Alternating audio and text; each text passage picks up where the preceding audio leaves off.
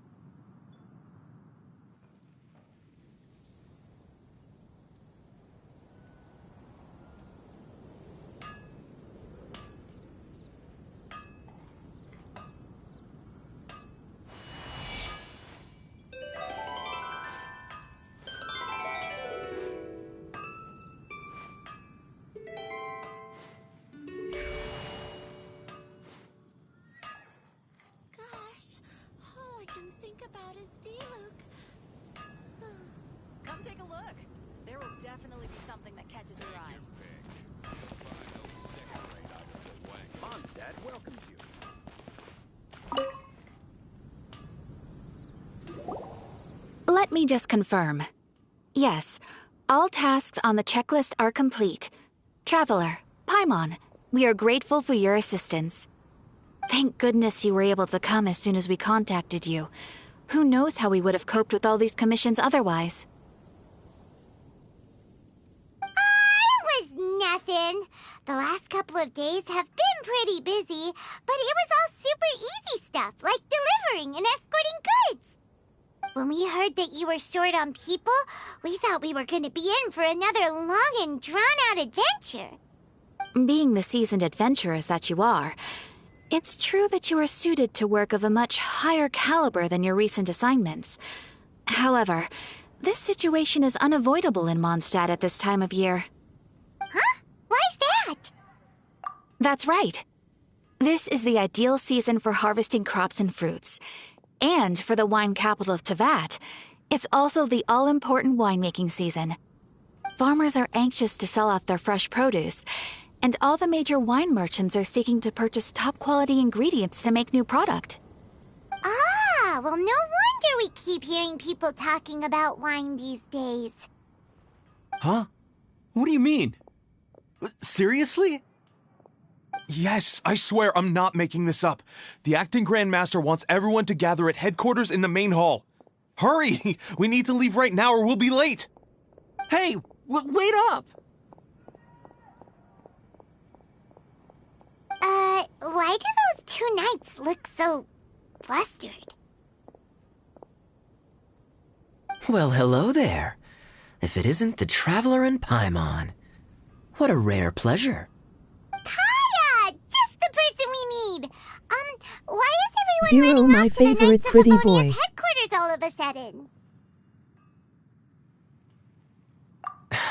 Don't worry. This isn't one of those occasions where you need to come to everyone's rescue. All that's happened is that the Knights of Favonius have just received a letter from the Grand Master. Acting Grand Master Jean will be convening a meeting in the main hall shortly to go through it.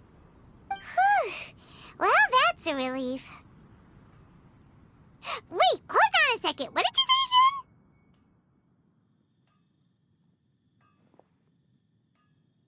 The Grand Master of the Knights of Favonius?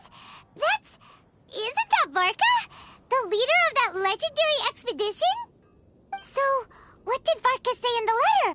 Oh, so interested in our Grand Master all of a sudden? Never knew you were such a gossip. It's only normal, isn't it? Bet you'd be curious too if there was someone you'd heard loads about but never met. Even Master Jean says he's a living legend. Oh, pretty hard not to get hyped up after hearing that. Besides, the expedition has been going on for ages, and we still never heard a single thing about what they're up to. The acting Grand Master is very gracious in her appraisal.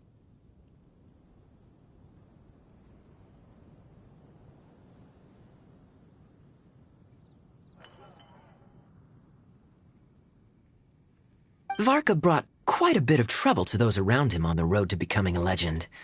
I'll have to tell you about it sometime. Anyway, since this has piqued your interest, why don't you join me at headquarters, and we'll see what the letter says. We do miss our honorary knight, after all. It's been quite a long time since your last visit. Sure, let's go and see what it's all about. Bye, Catherine! See you soon! All right. Take care now.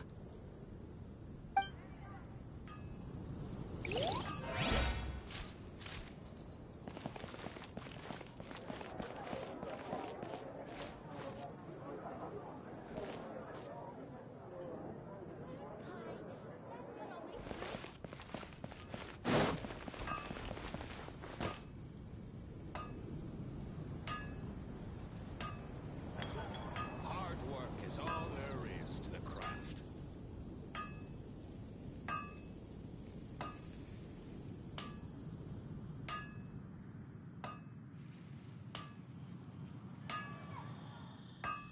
Gosh, all I can think about is Dila. Right now, I wish I was sitting at the top of a tree, looking out over a meadow, cider in We hand. will do that in a sec. I need to go fight something. I want to battle.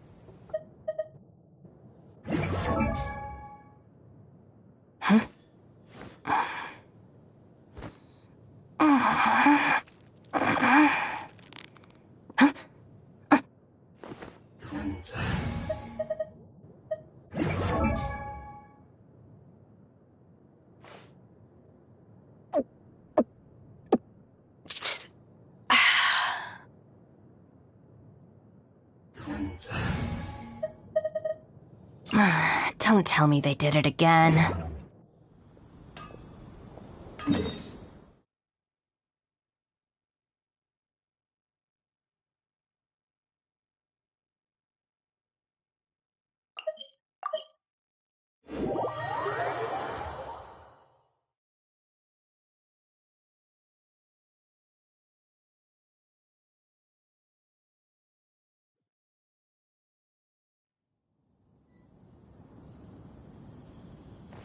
This is likely to fail, but I wanna try.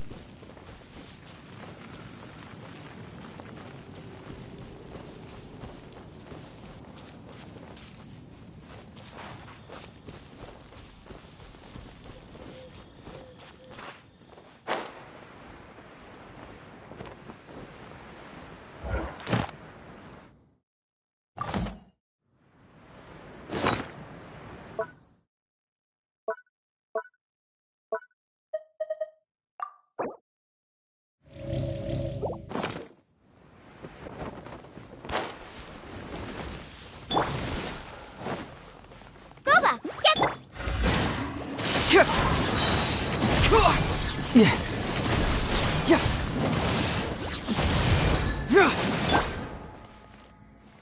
Ha! Don't blink! Hey! Nowhere to hide. Ha! Out of the frying pan! Speed of light. Huh?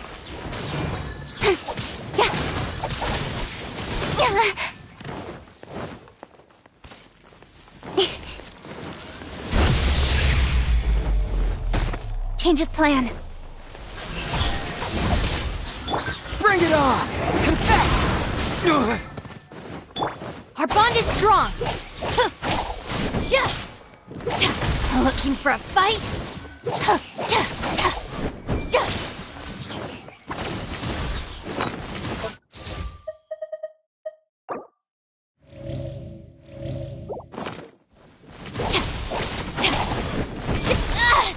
Just you wait. Eat this! Nice and spicy!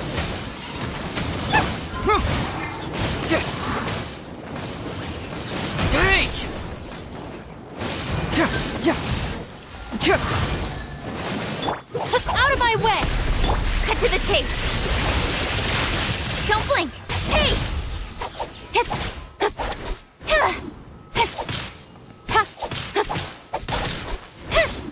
Speed of light!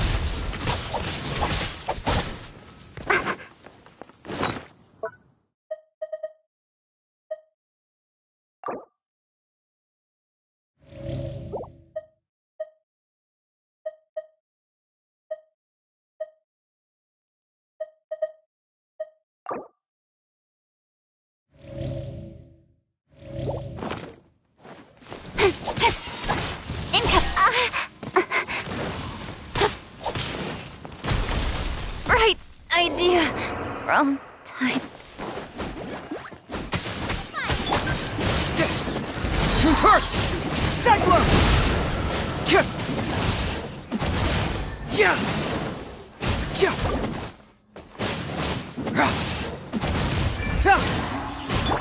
Nice and spike! Yeah! Speed of light! Yeah.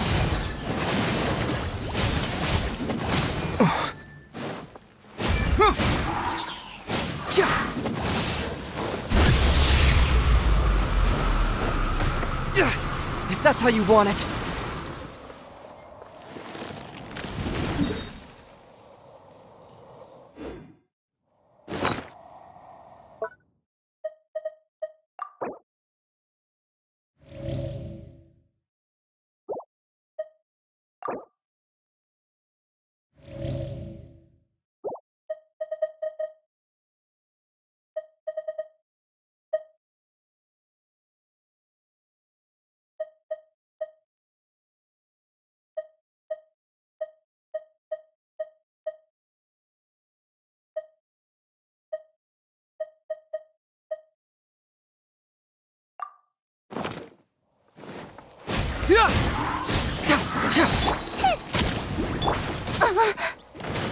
Don't blink!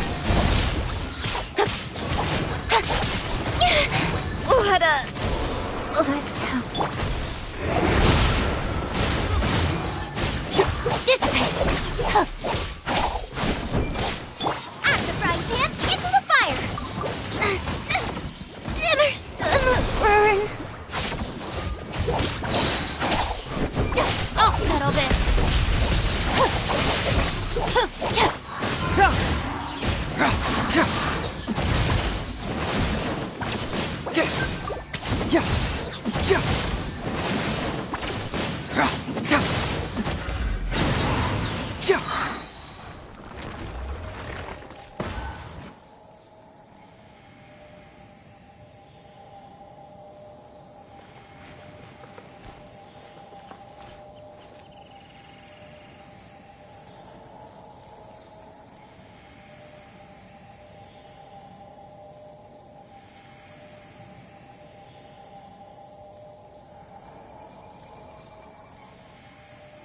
I actually did it, the fuck?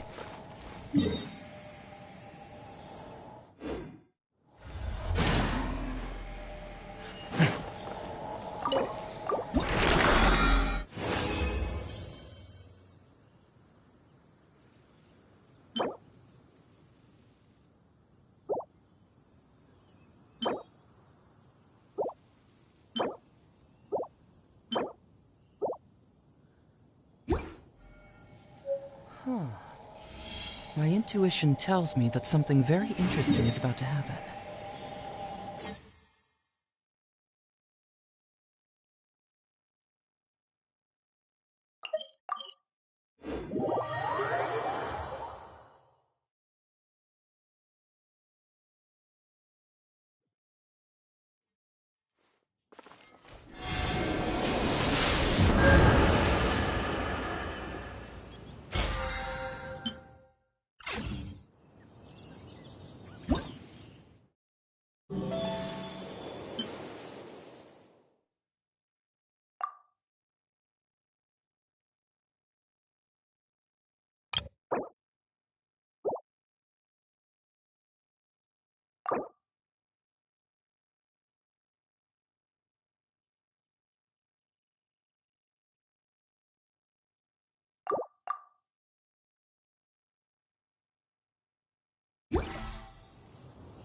There's something in the air.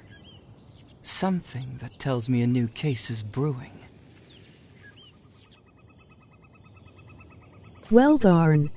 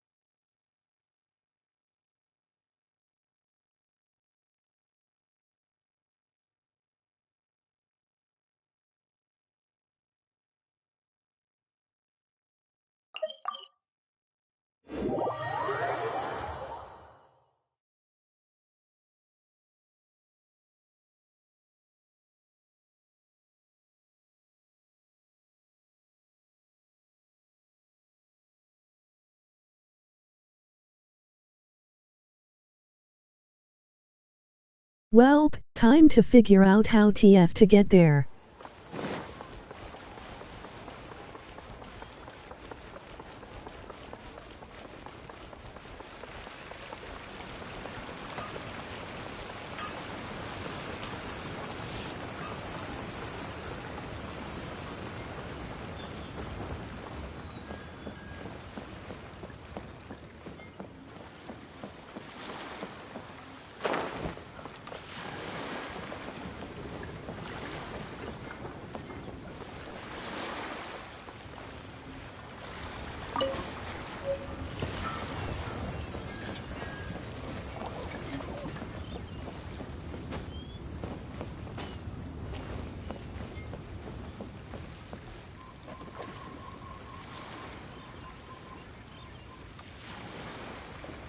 Oh.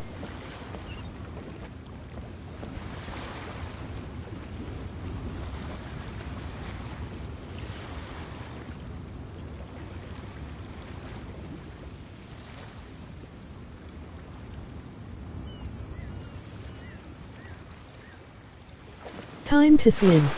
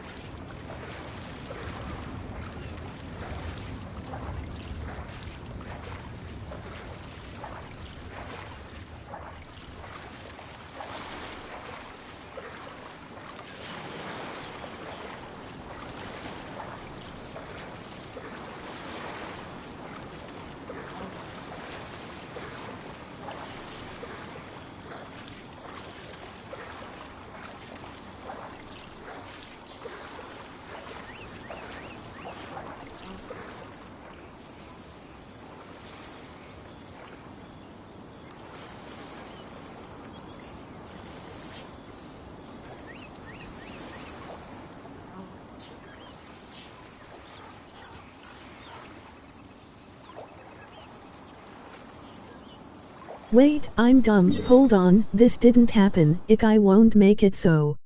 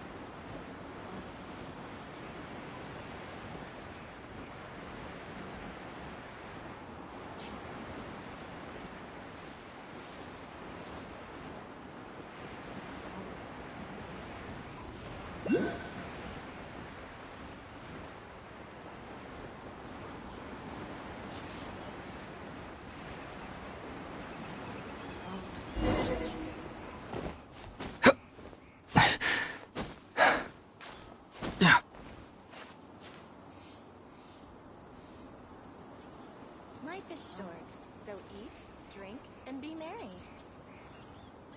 Oh, fuck. I have to be the one to fall ill.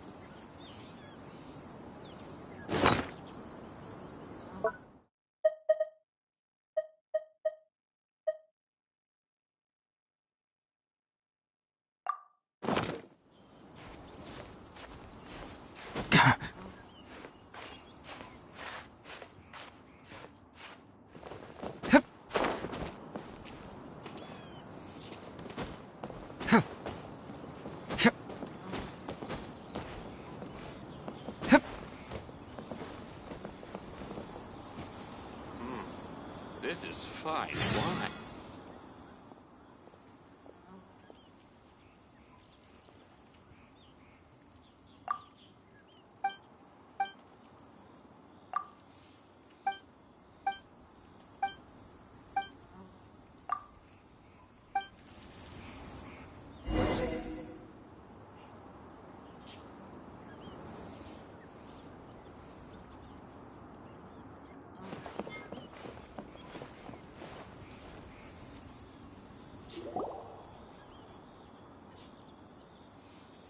Oh?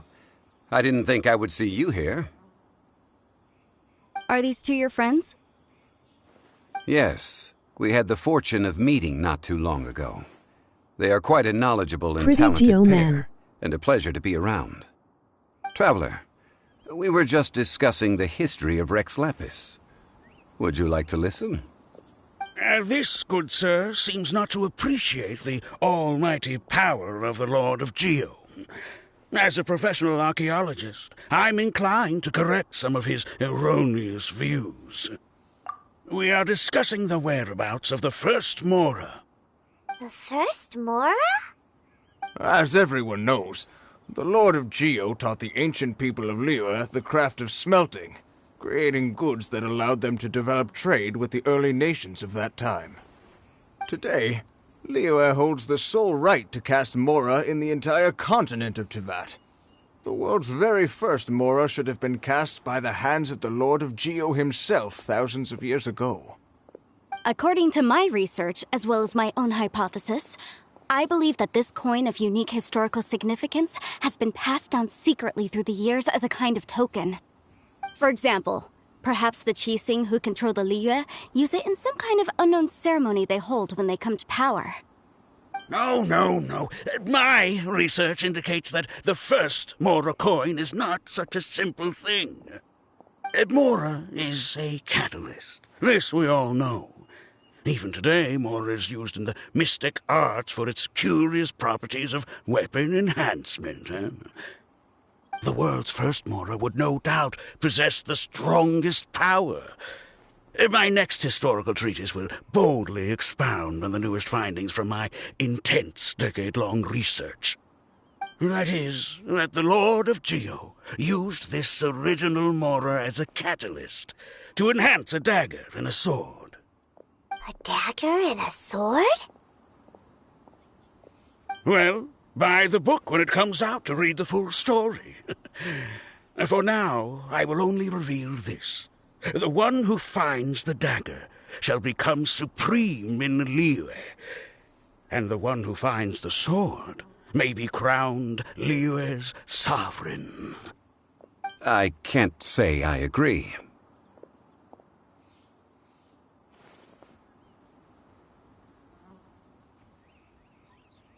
Brew laughing. Let us not speak of the authenticity of the dagger and sword first. But Mora and money came about simply because they are a convenient measure of a contract's value. Rex Lapis just meant for Mora to serve as a catalyst for people to exchange and trade. The world's first Mora is probably just an ordinary coin created by Rex Lapis. As for its fate, the same as all Mora, I suspect. It was simply spent somewhere. I think that Mr. Hanshua's hypothesis seems reasonable. Mr. Zhongli's argument, on the other hand, lacks any evidence. How can you so easily dismiss the Lord of Geo's profound foresight? No, I am not debating right or wrong. I am simply stating a fact. Enough! Do you think you understand the Lord of Geo more than me?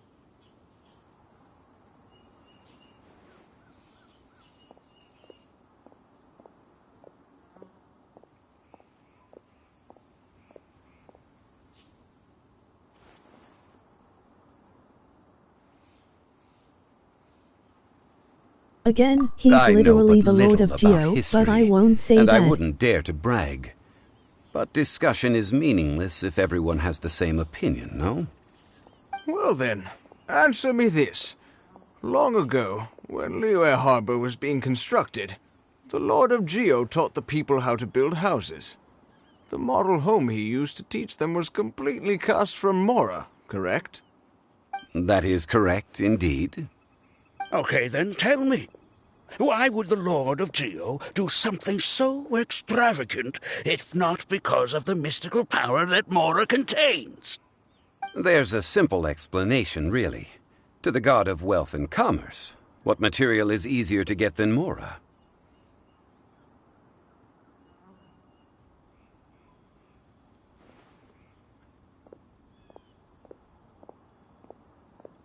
Conveniency, dude, that's why. Huh.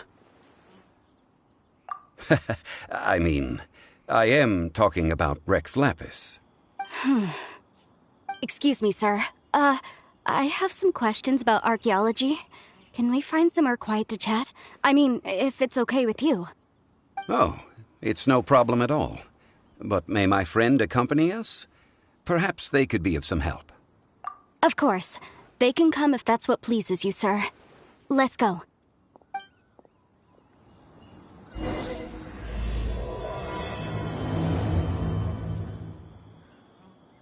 Life is short, so eat, drink, and be merry.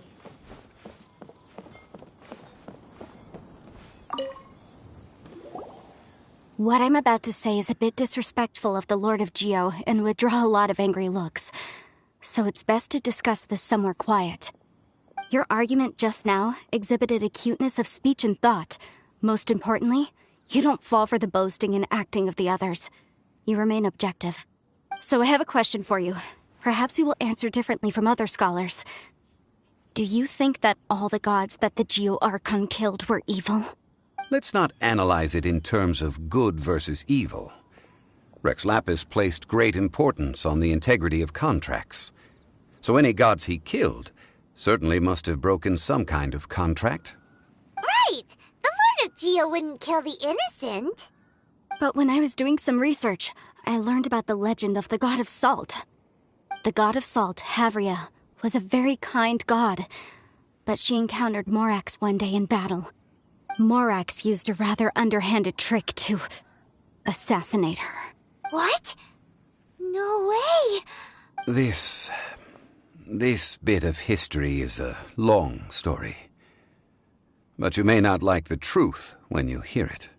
Don't worry, please tell me what you know. This event, I've already searched for answers for a long time. No, it's just... Where should I begin? Over here, Mr. Zhongli. I've been looking for you. So you're over here all this time. Put down your weapon and stay back. Otherwise... First of all, I'm not holding a weapon. There's no need to overreact now. I'm simply an archaeological researcher from Snezhnaya. I'm not here for trouble. The Fatui say that every time. But this time, I registered with the Liyue Ministry of Civil Affairs. I could show you the official document. I will be conducting an archaeological survey here. I heard that Wangsheng Funeral Parlor had a consultant named Zhang Li, with immense knowledge of ancient history and archaeology. So I paid Wangsheng Funeral Parlor a handsome amount to hire Zhang Li as my own consultant while I'm in town. So you mean to say that this is work for the Wangsheng Funeral Parlor? Yes? Well, since it's work, I don't have a choice. A consultant of the Wangsheng funeral parlor must respect their duty. Of course you would be such a reasonable man. Well then, let's head out now, shall we? Wait, if you are studying archaeology, can I go too? I am also a scholar in this field, so I can help. That will give us a chance to continue the topic we were just discussing. Oh, and you should tag along too. This experience may be of help to you on your future adventures. It is a story from before the rise of the Seven.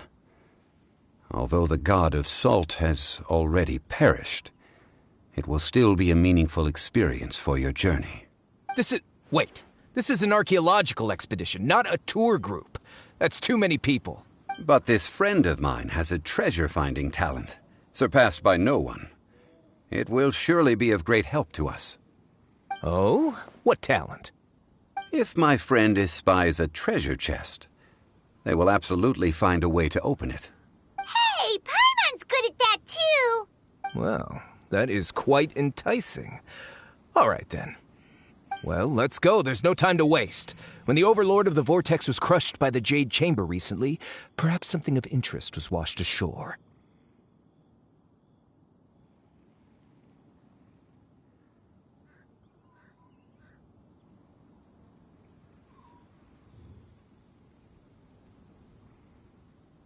Seriously, Paimon, I love you, but why? An ancient artifact would be good. Traces of ancient activity would be great. But a piece of the god's limb would be even better. Who knows what surprises we may find.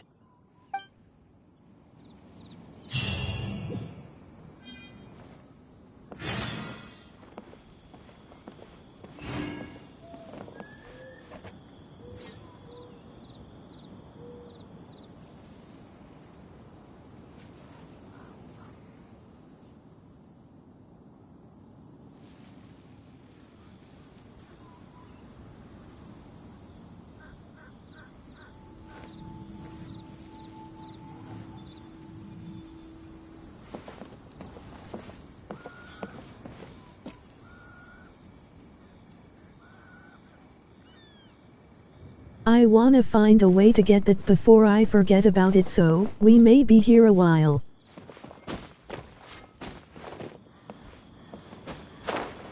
Life is short, so eat, drink, and be merry.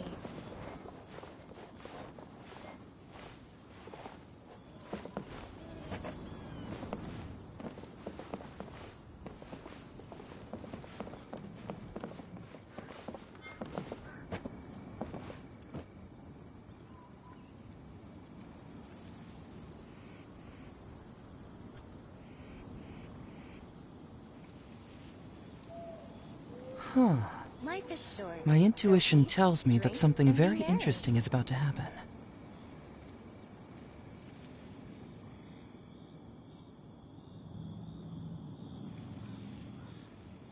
Never mind, I'll just mark it in my map and get back to it later.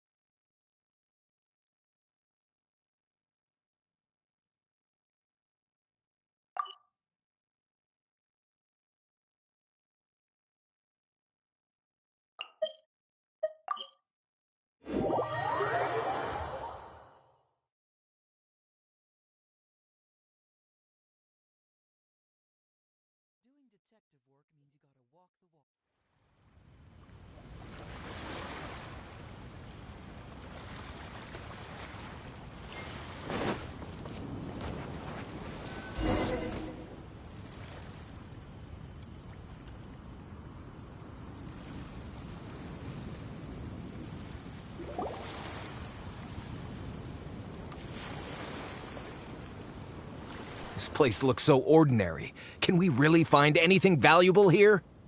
Huh? Paimon thinks it looks really grand. I don't mean the scenery, but rather that there should be something out of the ordinary. A big battle did just occur and all, and I don't even know where to begin looking here. Guyon Stone Forest is actually the perfect place to be, if you wish to learn about the gods or the history of the Archon War. Legend has it that Rex Lapis threw spears made of large rock into the sea here, piercing and crushing the overlord of the vortex.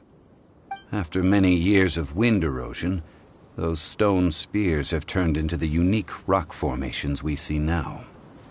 These mountains were the Lord of Geo's weapons? What we see now is just the part of them that remains. The stone spears hurled by Rex Lapis all those years ago were much greater, both in number and in size. But due to the different angles they landed at, their large centers of mass, erosion by seawater, and years of gravity, many of them have been completely swallowed by the sea. So besides wind erosion, the initial collapsing of the stone spears also played a big part in the formation of Guyon Stone Forest. Well, a god able to fight one so powerful as Rex Lapis was certainly very strong in its own right. Indeed. This is where the value lies in research at Guyon Stone Forest. Most of the objects from that time were lost to the sea. But the gigantic waves created by the overlord of the vortex have given those sunken objects a chance to see the light of day again. So you're saying that if we look carefully, we'll be able to get very, very rich. I mean, rich with archaeological knowledge and historical value, yes? That's all I seek in life.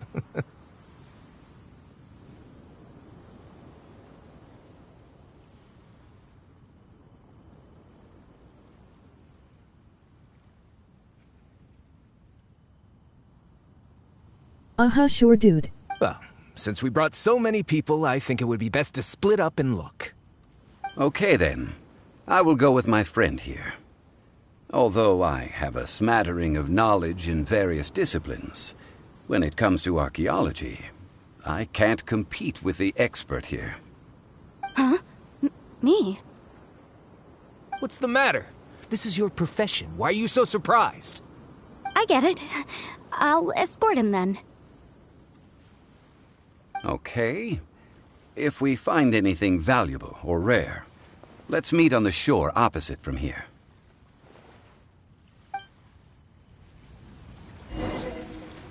The ancient god probably left behind lots of elemental marks. Following them should make our search much easier. Well, go ahead then. Use your elemental sight to look for any marks. Yeah!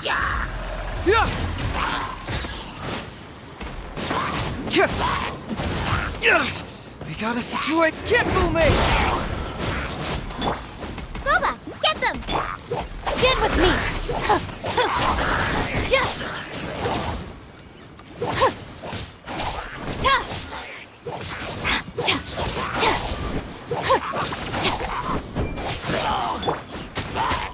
Out of the frying pan, into the fire!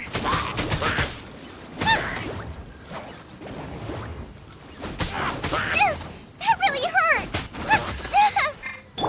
Speed of light! Hey!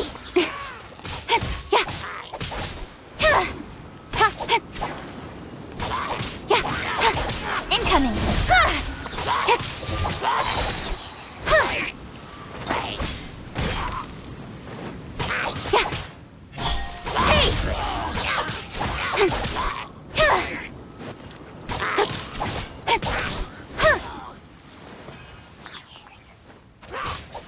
Speed of light!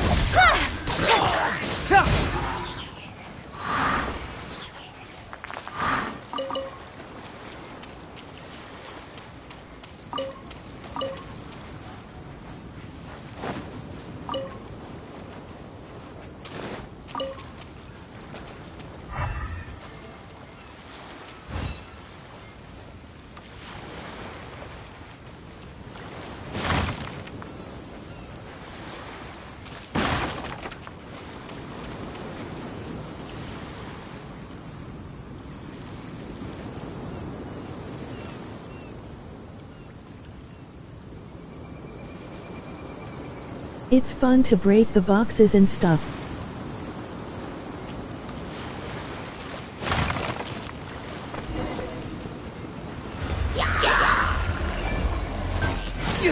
That was discombobulating. Fracture! Lightning purified! With sword comes shadow.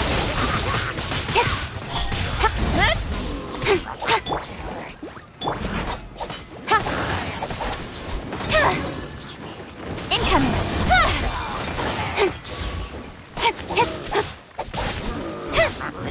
Got lucky that time.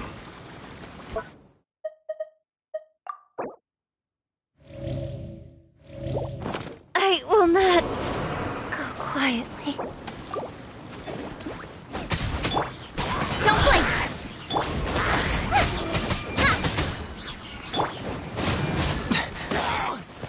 Really? Cyclone!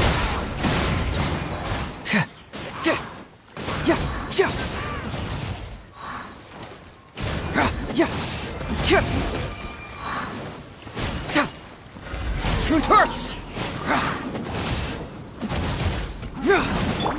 Dissipate!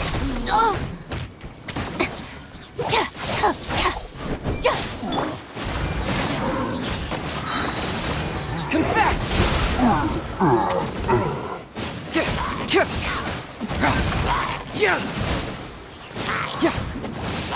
Fracture! Why are there enemies here? Guyan Stone Forest is a place where a god was defeated, and its remnants still affect the area to this day.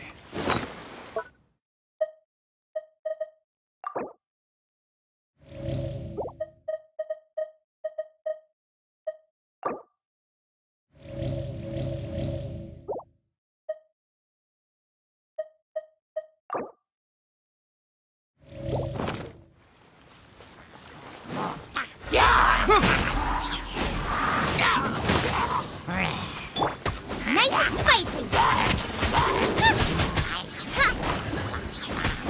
You're toast.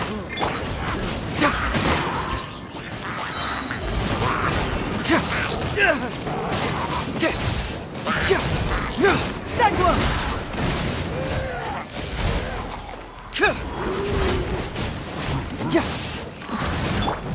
Speed of light! Hey!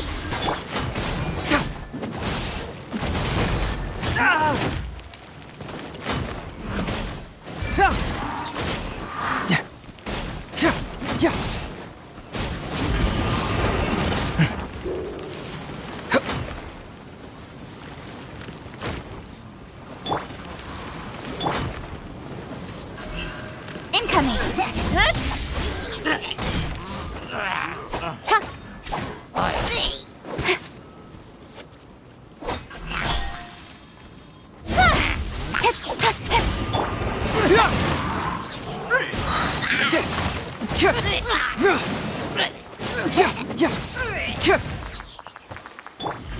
Don't blink!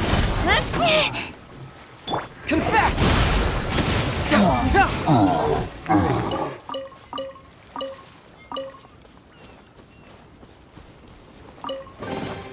Oh, it's all coming out now.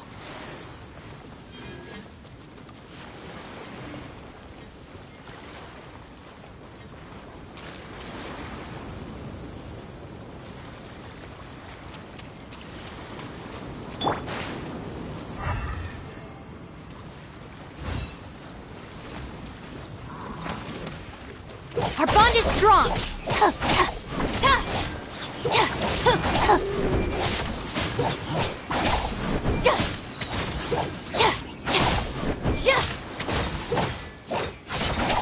Out of the frying pan. Stand with me! Looking for a fight? Out of my way!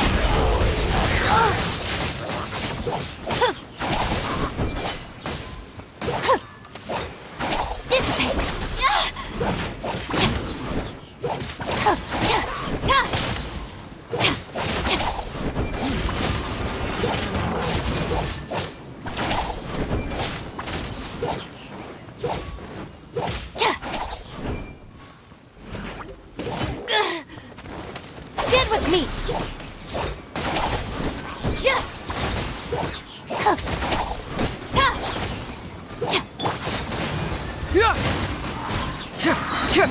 Nowhere to hide. Can't fool me! Truth hurts!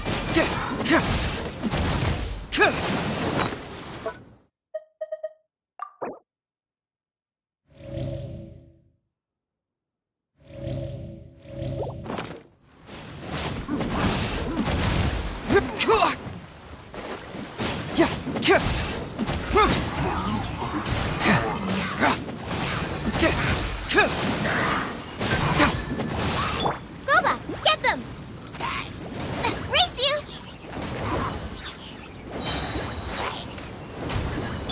Bring it on!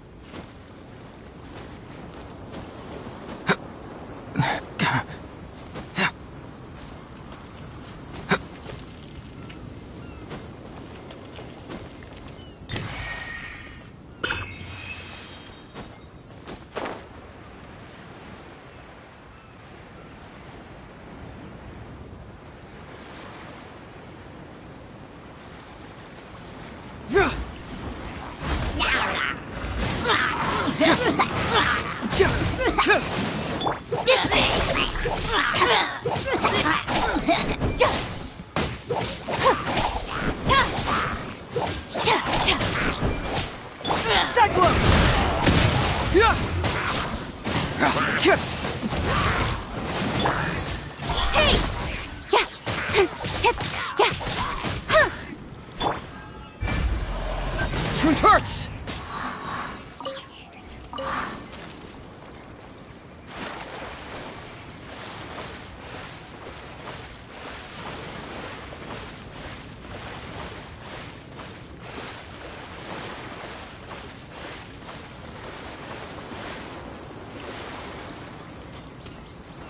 They're gathering together here. But why? See that object in the center? Perhaps it emits the remnant strength of the god. That would certainly attract them. But the hydromonic monsters... I have a contract and must put my personal feelings aside. Go ahead. Defeat them.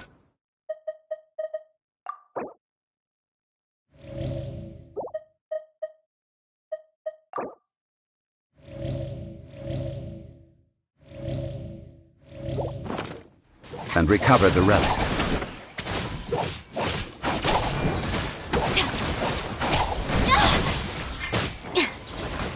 Our bond is strong! Don't blink! I will not... go quietly.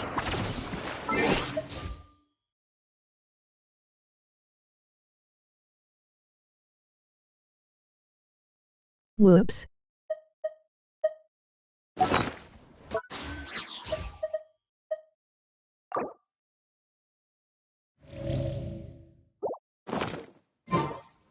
Out of the frying pan, into the fire! Hey-ya!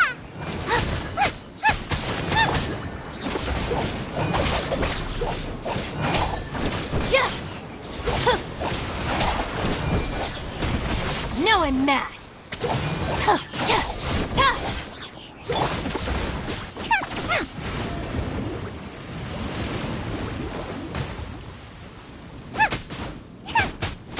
I'll settle this! Stand with me!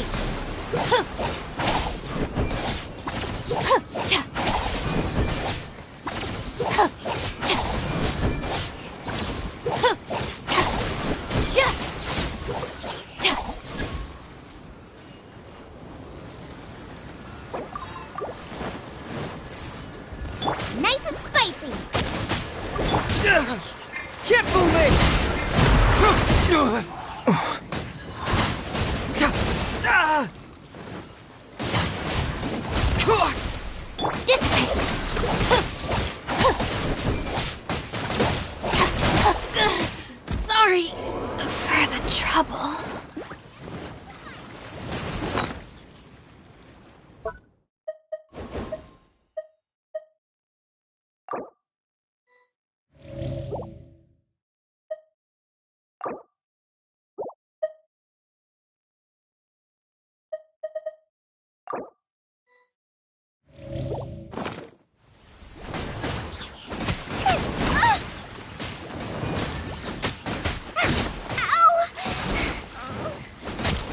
Nice and spicy. No, did I ruin everything? Hey!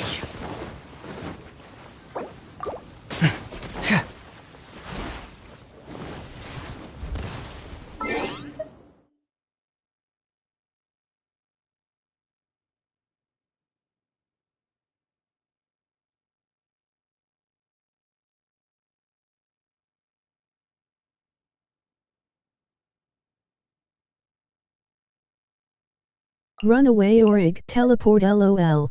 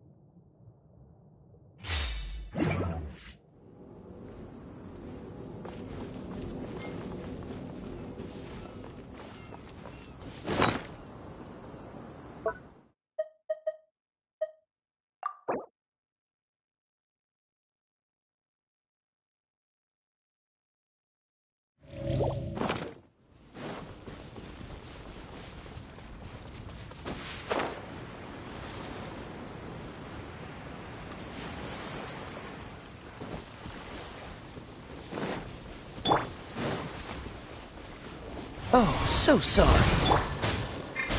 Ha! Drop! Fire it up! Bring it on! Confess! Dodge this!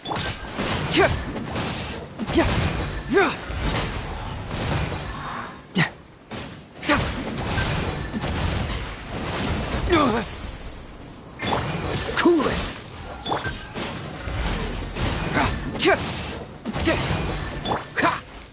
Freeze!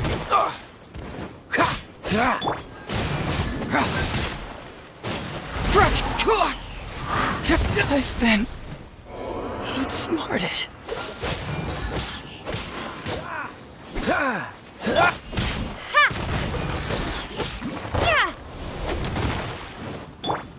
Freeze!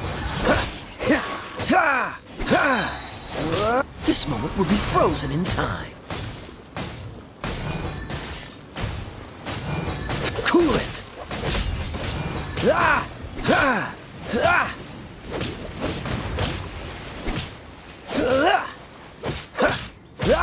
Dodge this! It's just a stone slab.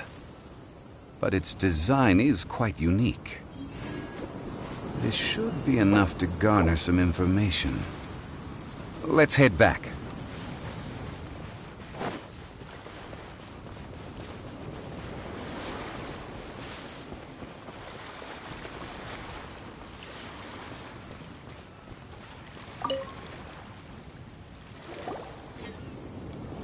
You call yourself a scholar of archaeology? You can't even recognize this or that. What are you good for? We all have our areas of expertise. I already tried very hard to explain. Oh, stop arguing! What in the world happened? This girl just keeps bragging about how she's an archaeologist, but she doesn't even know anything about the surrounding ruins. I even know more than her. She left me to rely solely on guessing, experience, to find anything valuable to take back. Ugh, what a waste of time. I've just been researching the god of salt, so I'm not familiar with sea relics. Is that so strange? And you! You kept asking about how much Mora everything is worth. Can the value of relics only be measured in Mora? I mean, isn't measuring their value in Mora the easiest way? This also matches the traditions of Liyue, does it not? Now, calm down. No need to make a fuss. We were able to bring back some intriguing objects. Let's have a look. Oh, what a shame. These objects were indeed washed ashore by the Overlord of the Vortex, but they have nothing to do with the god besides being in the vicinity at the time. This stone slab we found, however, has a mysterious pattern and faint aura of divine power.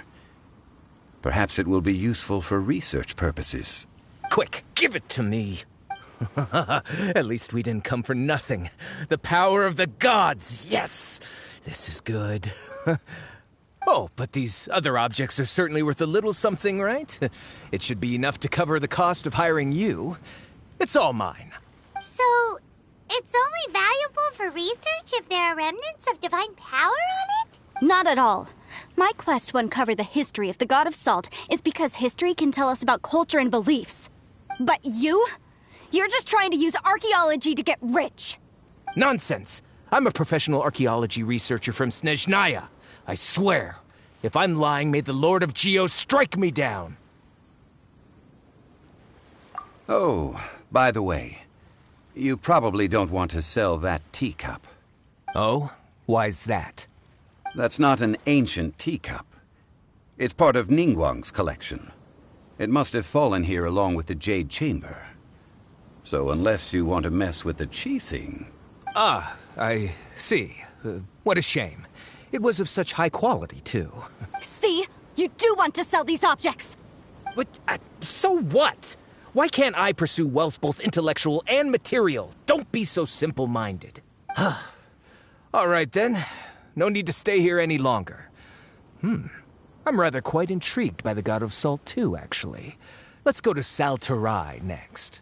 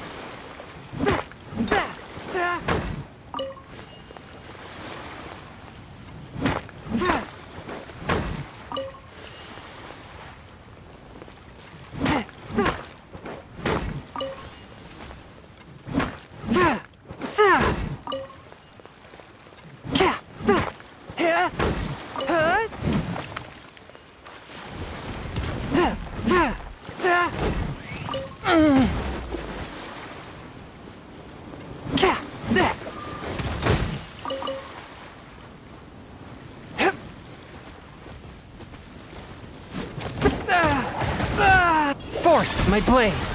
No, my sword!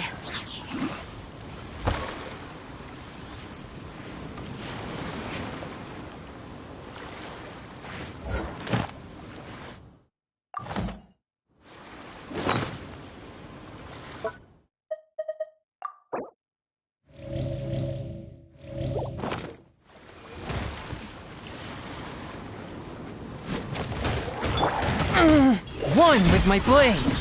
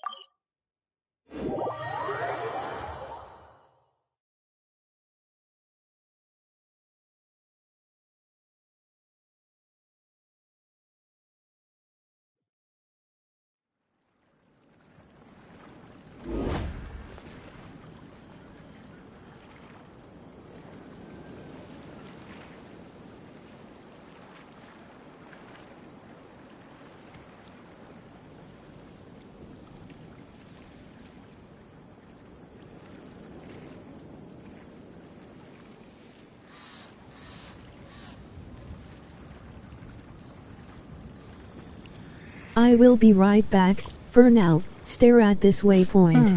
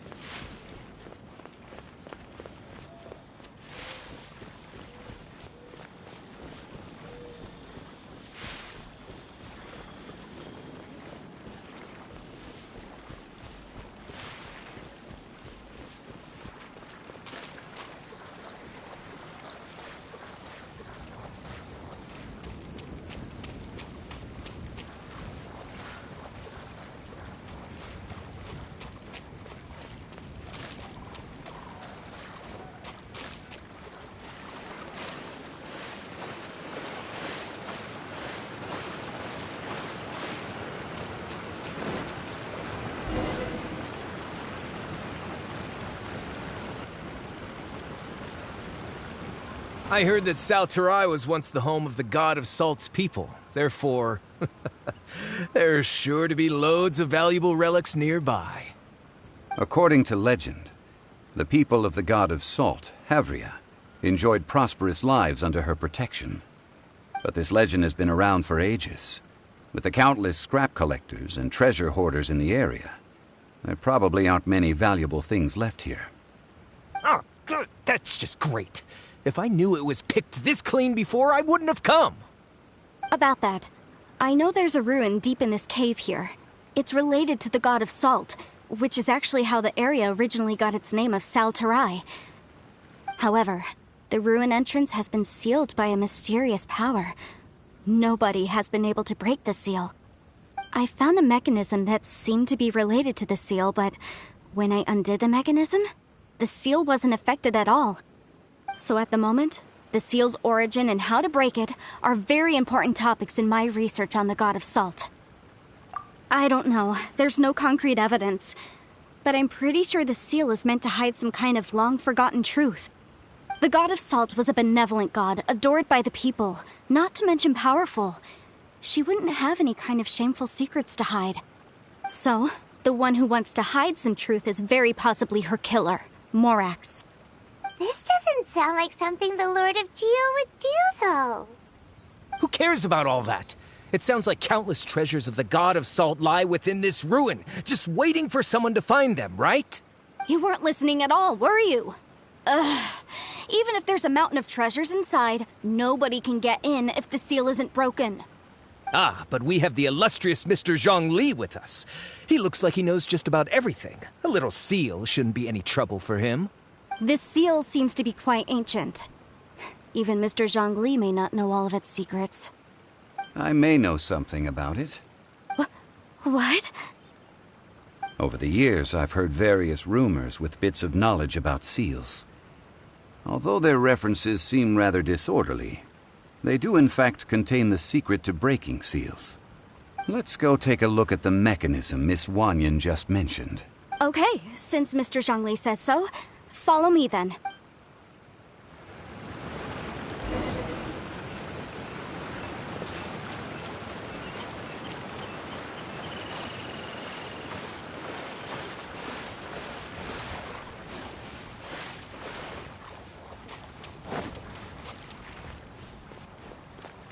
Right.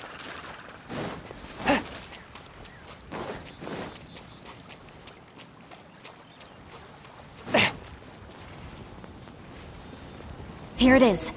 There's some debris scattered here that, when put together, look like they definitely had to do with the God of Salt.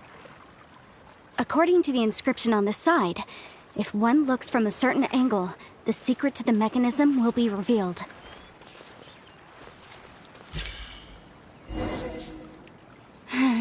See that? Although we activated the mechanism, nothing happened to the seal. That's because there's actually another mechanism that must be activated. Another? Let me lead the way from here. This place seems familiar. Huh, I remember. I think there's some elemental monuments here. So you're saying they're related to all this? When I investigated the seal last time, I had someone with a vision accompany me. But when we lit up all the elemental monuments, nothing happened. That's because you don't just need to activate them at the same time, but in a certain order as well. Otherwise, the seal will not be broken. The secret to this puzzle is hidden in the legends about the Archon War. Tianheng in the south, Yaoguang in the east, Jueyun in the west, Qingce in the north.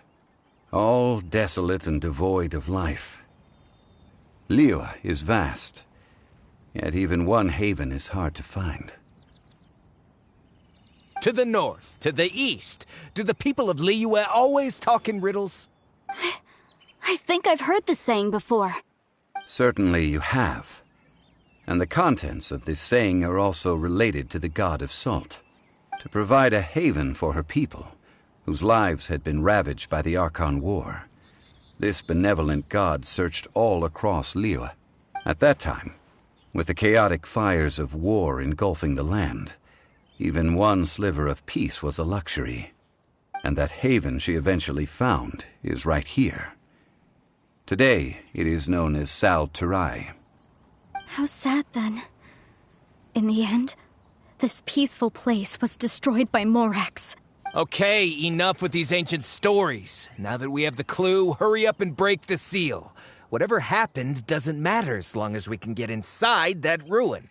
Tianheng in the south, Yaoguang in the east, Jueyun in the west, Qingce in the north. With this clue, you should be able to...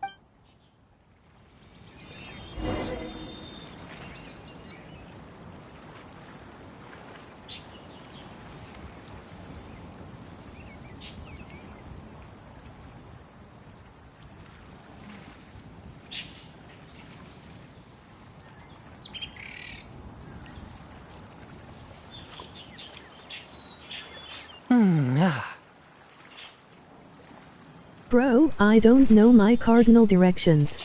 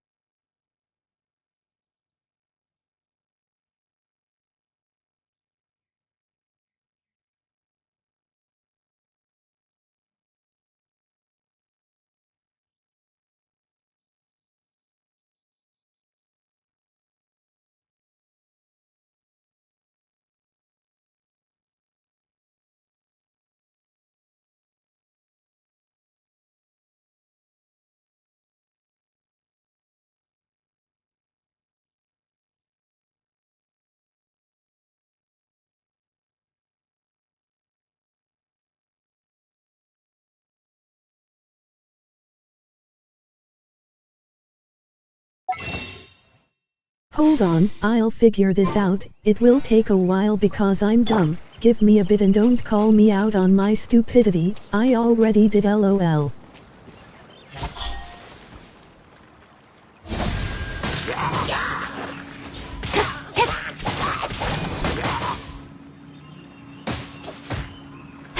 Speed of light!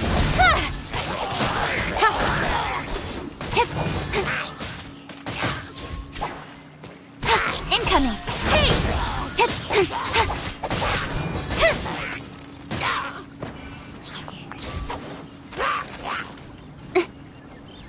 Speed of light!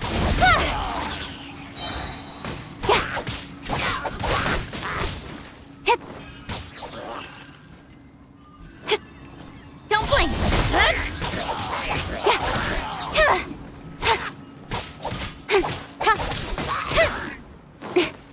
Speed of light! You give, you receive.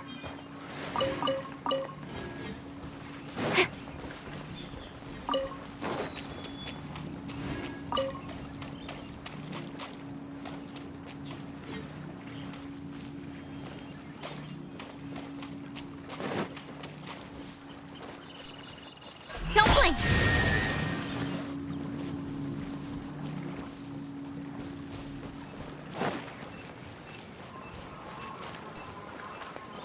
Incoming!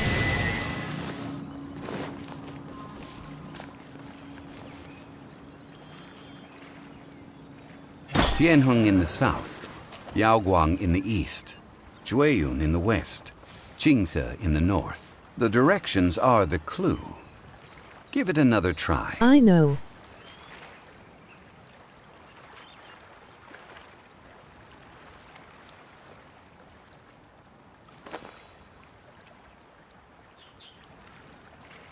I just don't know which way is which. Don't blink!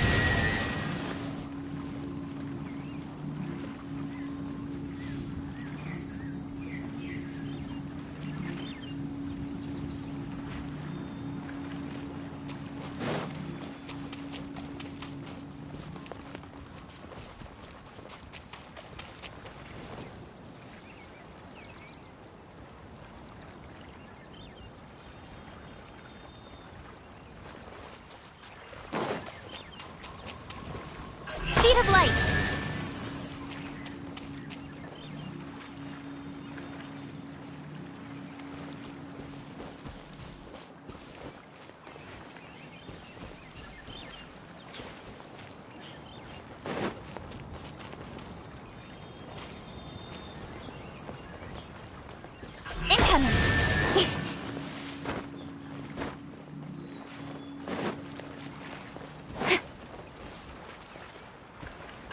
Tianheng in the south, Yaoguang in the east, Jueyun in the west, Qingse in the north. The directions are the clue. Give it another try.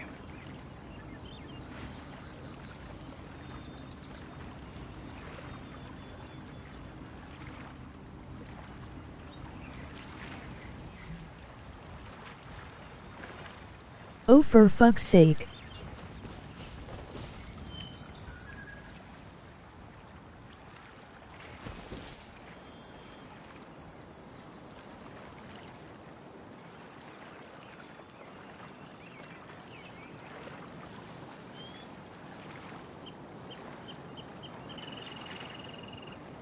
In adventuring, as in business, you always have to seize the opportunity while it's there.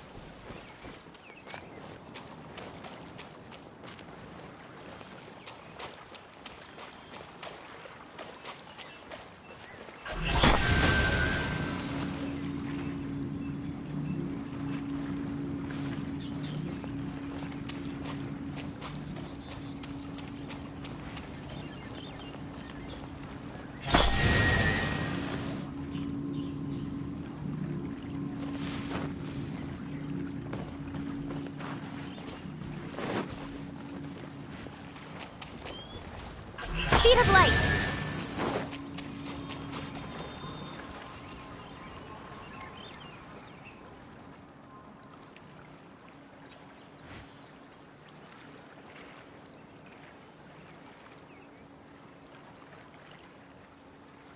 I'm all for work-life balance, but I think this is pushing it.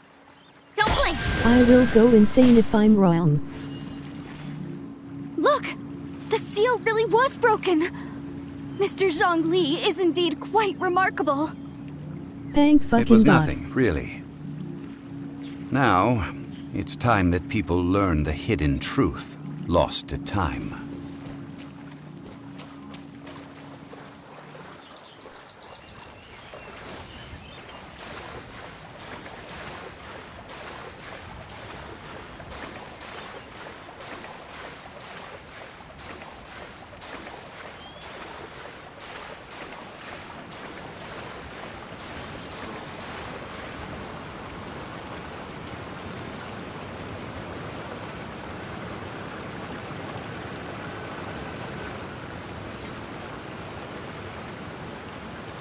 Before entering the ruin, I have a proposal that will help us prevent the kind of senseless arguing between you two that we saw at Guyonstone Forest. Okay. What is it? I propose you two agree upon a contract, stipulating that we alternate who gets claim to each treasure we encounter, with only one object permitted per claim. To show my sincerity, I won't be taking any treasure. This will just be between you all. Hey! Don't pass an opportunity like this up so easily! I don't agree. I mean, you want me to split the treasure with this amateur archaeologist? No, absolutely not. I don't agree either. He will only defile the precious relics left behind by the god of salt. I can't accept this. Well then, if the contract is not agreed upon, I will no longer serve as your consultant on this expedition. You will have to rely on your own experience to find whatever treasures are hidden in this ruin, as well as traps. You have the audacity to demand this! Okay then. Even half of the treasure in the long-sealed ruin of the God of Salt should be enough to make a fortune. If you want me to agree upon this contract, so be it. I just have one request, Mr. Zhongli. If we discover the truth behind the God of Salt, you must judge it fairly, even if the truth harms Morax's image.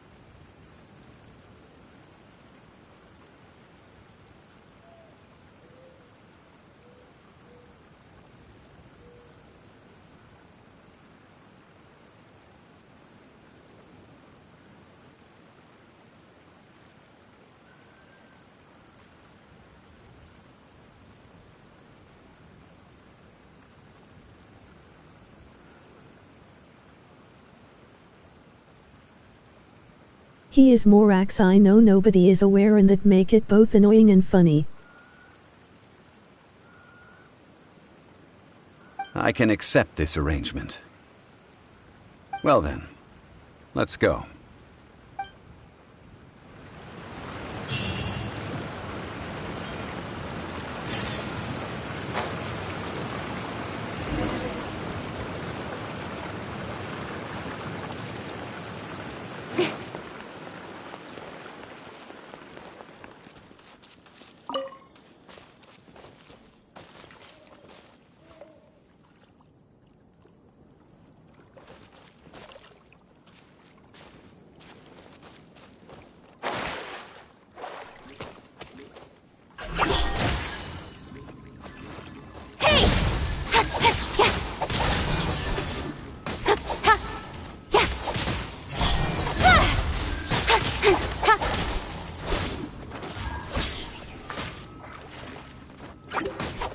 Speed of light!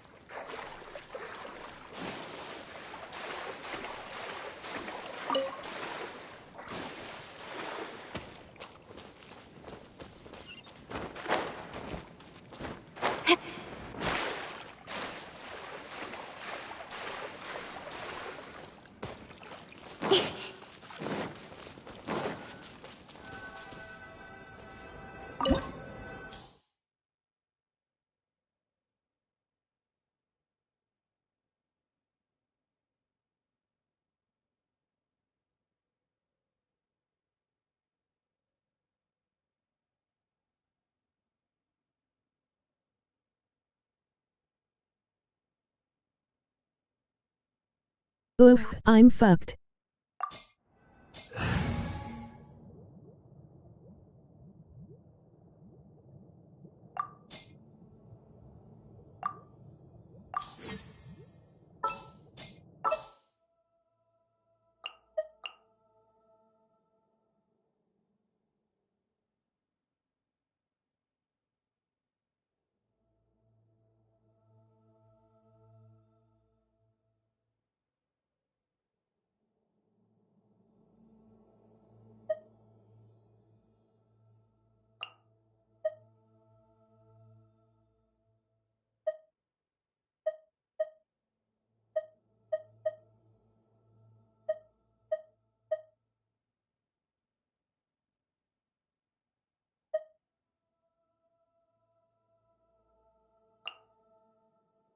Ready when you are.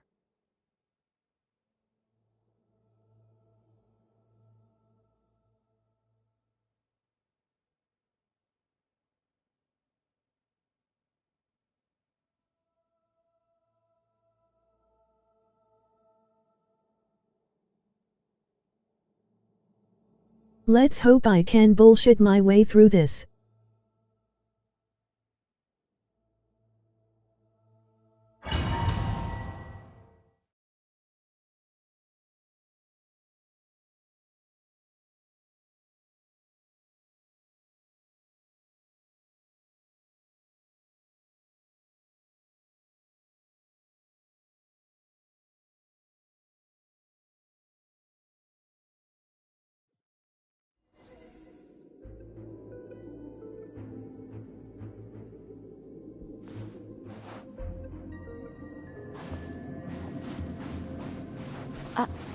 Are these statues? No. These are people. Duh. They were probably followers of the god of salt. How did they become this way? What in the world is hidden deep in this ruin? Rise!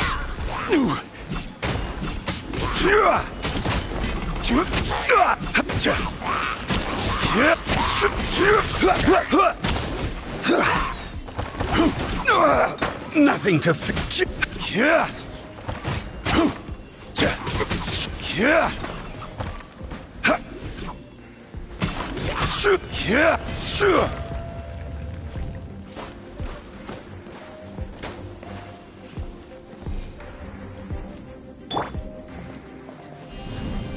Starfall!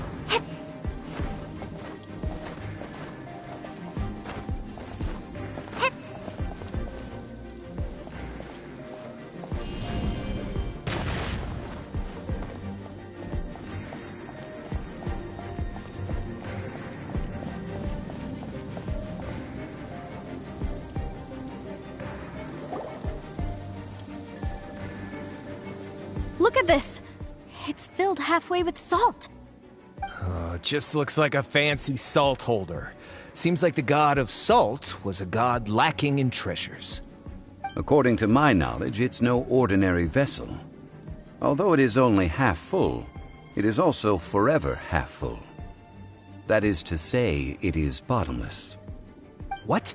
You're saying that even if I pour the salt out, the amount inside won't change? Exactly.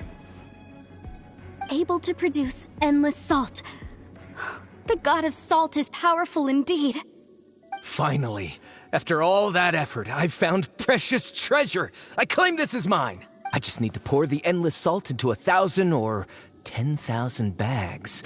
I can sell it and make a fortune. Hey, how can you use a relic of the god of salt for such a shallow pursuit? If Mr. Clement wants this salt chalice, then the next object we find will belong to Miss Wanyan, according to the contract agreed upon. Of course, as we agreed. But how can anything be worth more than this rare find?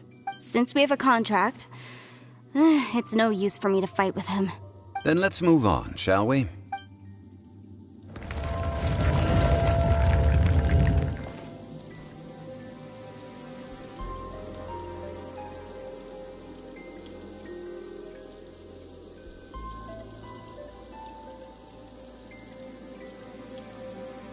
Yikes, these poor people.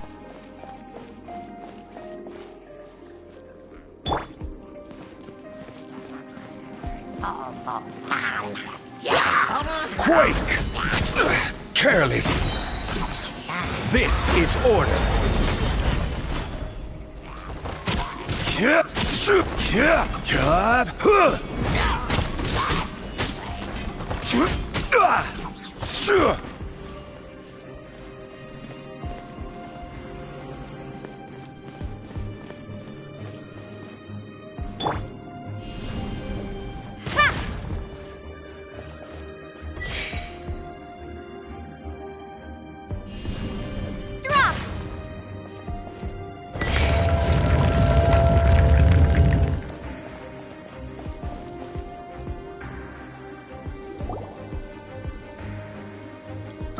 Just a simple ruler. It doesn't look to be worth anything. This, if I remember correctly, this is some kind of measuring tool. Indeed. But the god of salt imbued it with another power. When you stick this ruler in the ground, the surrounding area will become covered in salt, much like a rising tide covers the earth. The deeper it is stuck in the ground, the more salt will appear. It is essentially a bumper harvest of salt. What? That's even better than the salt chalice! Well then, according to our contract, the salt ruler goes to Miss Wanyan. No, unacceptable. I paid for and organized this entire expedition. Why should I get the short end of the stick? And this girl has been useless! Why would she get anything? Oh boy, here we go again. So you are saying you want to break the contract? So what if I break it? Now that I've seen how the mechanisms in this ruin work, I no longer need you. Let's not forget who hired who here. Why should I let you make the rules? Because you agreed to a contract. Rex Lapis once said, "Ones who break their contracts shall suffer the wrath of the rock." That is one of your Liyue gods. I am from Snezhnaya. I will suffer the wrath of the rock. You may find it rather unpleasant. Pay your dues. Rise!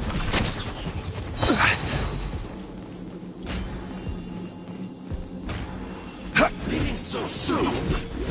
I will have order.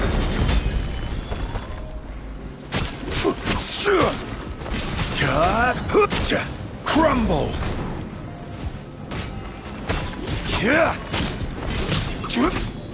Rise!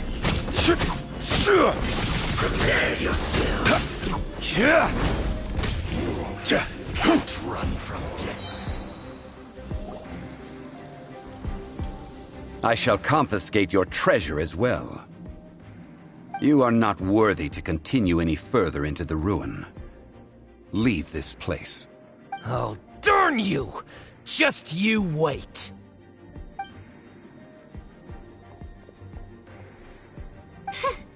Some archaeological survey?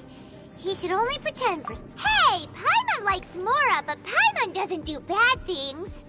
Clement's wrongdoing stemmed from greed, yes. But besides greed, there are many other things that may tempt us to break contracts. When people see the object of their dreams, how many are really able to control their desire and follow the contract? I think we should be honest with each other now. Huh? Be honest about what? That in truth, not a single member of this archaeological expedition came here for archaeology. Why do you say that? Miss, you lack even the most basic archaeological knowledge, and can recognize naught but a few simple relics. However, you are an expert when it comes to anything regarding the god of salt. You aren't interested in archaeology or relics. What you're really interested in is the god of salt. I believe those legends about the god of salt that you mentioned on the Pearl Galley are passed down between generations at Yinyuan Hall. Okay, that's enough. Sir, you are indeed a man of great knowledge and talents. I seem to have been right to seek you out once I plucked up my courage. You're right. I'm not a scholar of archaeology. I come from one of the 8 trades under the jurisdiction of the Qixing, Yinyuan Hall of the salt industry. Our ancestors were those protected by the god of salt all those years ago, when the Archon War engulfed the land in chaos. Oh, right! Now that you mention it, the people of Liyue very seldom use the name Morax. During the war, Morax assassinated our god out of envy for her power. He left us alone and lost in the world.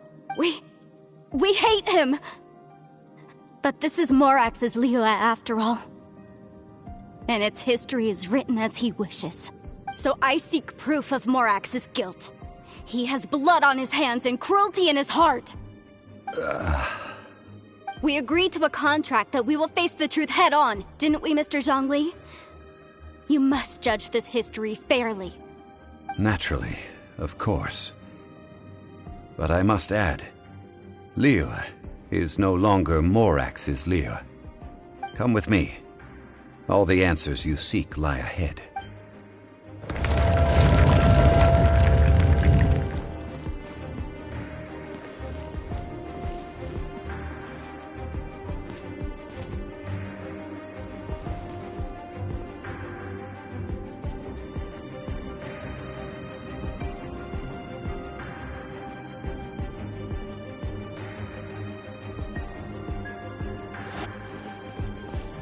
I want the chest.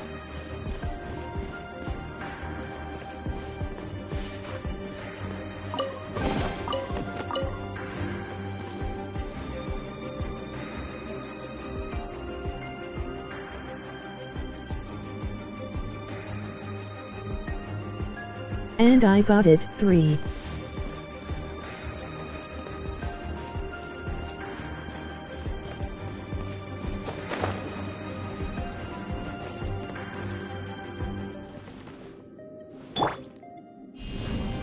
Starfall!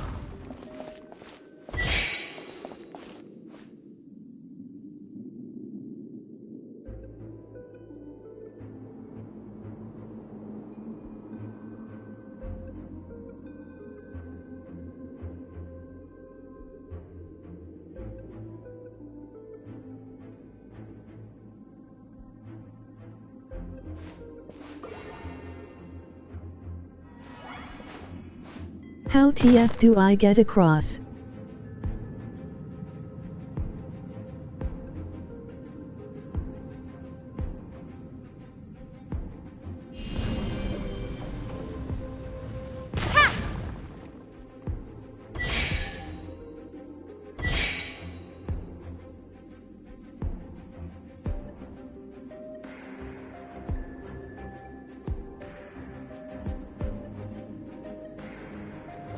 Wait, I'm dumb.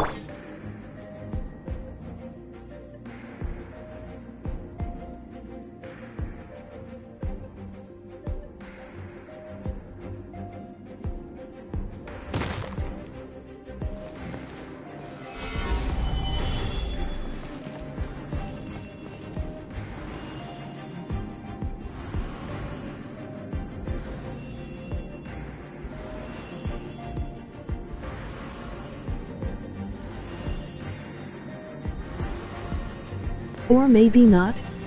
IDFK. Quake!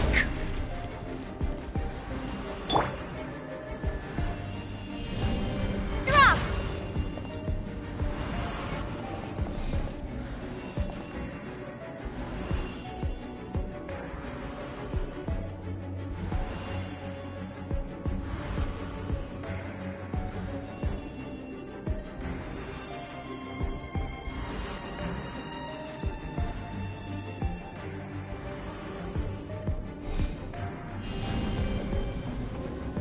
Starfall! Crumble!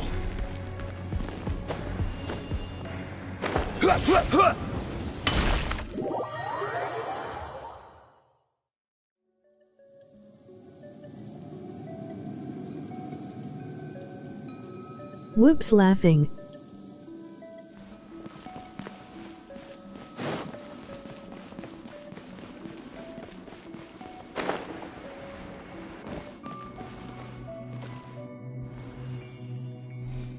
Rise! Drop!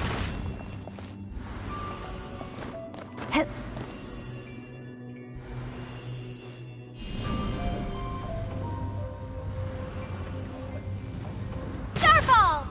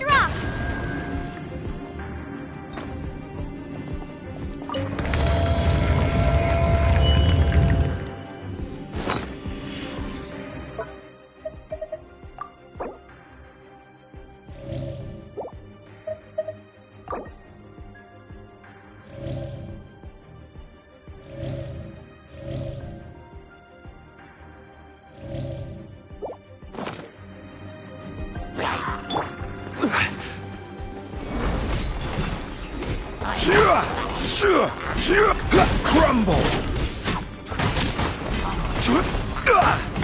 Quake!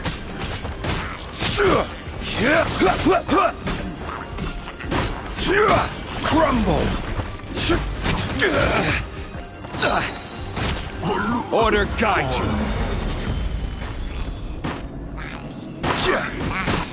Rise! Quake!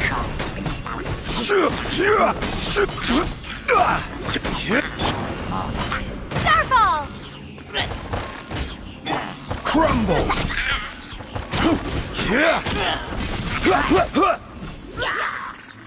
Rise! I see your power. Freeze! I will have order. Quake!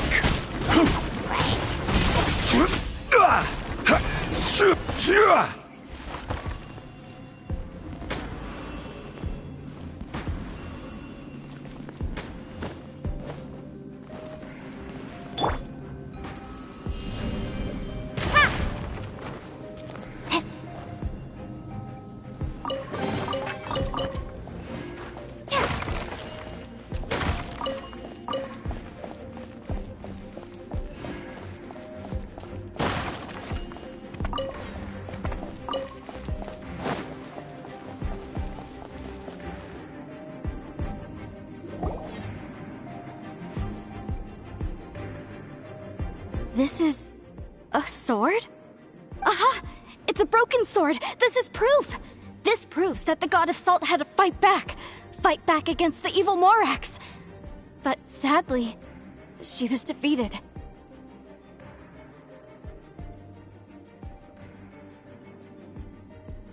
The power of this sword surely is much greater than that of the Salt Chalice and Salt Ruler.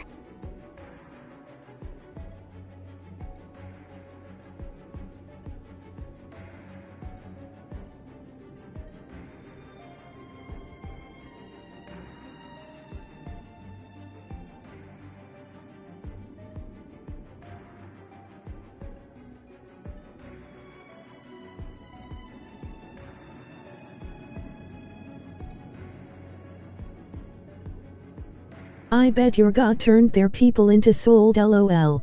If we can repair the sword, then we can show the world the mighty power of the God of Salt. It does look like something left behind after being defeated in battle. 2 pieces of a broken sword. From an archaeological perspective, these are 2 separate relics. According to the contract, you can only claim one. Why? We were alternating claims to treasure, true, but Clement is no longer here. Yes, but the only one object per claim clause still holds true. You cannot take 2 relics at the same time. This logic! Zhongli, she seems like a good person, and no one is fighting over the treasure. How about you let this one slide? When there's a contract, nothing can be allowed to slide. If the contract is not followed, then it is broken. No! If I only take 1/2, then it can't be repaired, and the power of the God of Salt cannot be restored. No matter what, I must be faithful to her. Even if it breaks the contract, I don't care. So you are already decided? Then there is a price to pay for breaking the contract. Zhongli! That is to say, you consign yourself to suffer the wrath of the rock. That's okay. The God of Salt gave up her life to protect her people. My sacrifice is nothing compared to that. Punish me however you want. Just let me take this proof of my faith. No, you can't hit her! Perhaps that punishment would be easier for her. But, as punishment, I will tell you the truth. Huh? The truth? You mean the truth is my punishment? Yes. The truth that I am about to tell you shall be your price to pay for breaking the contract. I'm afraid to say that the God of Salt, Havria, was not the powerful god you imagine her to be. Rather, she was a small and weak god who yielded to all other gods. When it came to war, she lost, never able to win a seat among the seven. What? During the Archon War, the gods of this world used all their strength and cunning to vie for control of Tevat. But Havria instead chose to flee. She thought that by giving up before a fight could start, she could save herself and her people from the war. However, during such a long war, there is no end to the advances of aggressors. After making countless concessions, Havria lost all of her lands, until only one small haven remained. No. No! It can't be so. In her last days, she had not even a single blade to defend her people with. Not even a single blade? Then, this sword... This sword is not a relic belonging to the god of salt, but is instead the murder weapon used to kill her. Murder weapon? No! That's not true! That can't be true! You're trying to test my faith in the god of salt! As I said before, I only state the facts. Preposterous! You are a follower of Morax! Don't try to trick me! Hey! Come back! Indeed. Otherwise, why would I use the truth as punishment? I did not want to tell her such cruel facts. But the contract was broken. Let's follow her deeper into the ruin. There, I fear, we will find something that will leave her no choice but to face the truth.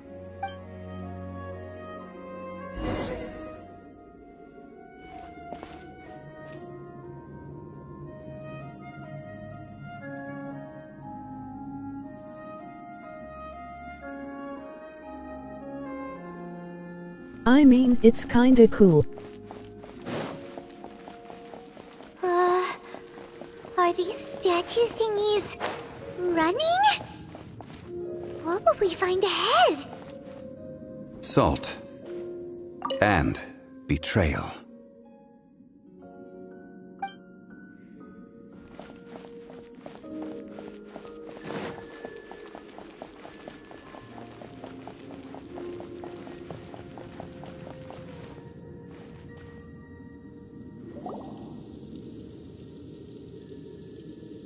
What are all these?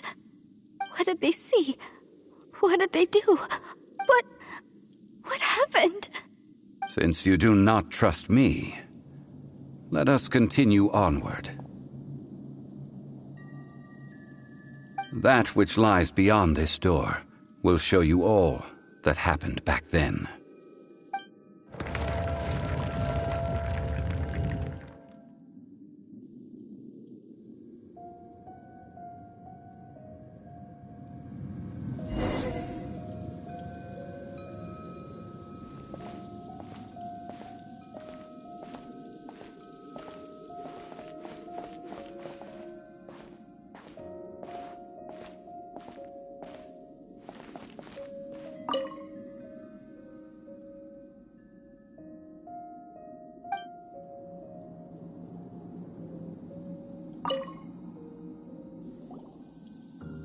This is the scene of the crime. Havria's body dissipated, leaving nothing but these traces of salt. Her dying moments have since been frozen in time to this very day. The story continues that some among her people realized at last that this gentle, kind, but weak god could never protect anyone in wartime. The Archon War was cruel in the extreme. Instead of consigning her to the agony of defeat, they thought perhaps it would be better to give her a quick release. But what about these statue thingies? No matter how weak the god, The power that flows forth when they are slain is beyond the strength of mortal coils to bear. Those who could not flee were thus transformed. Those of her people who were untouched by this disaster left for Liyue, where they sought refuge with Rex Lapis. Their descendants feared Havria's remnants and lived in terror that she had laid upon them an eternal curse. So they risked their lives to come here, to break the sword, and offer up obeisances in hopes that her anger might be appeased. But they need not have done so.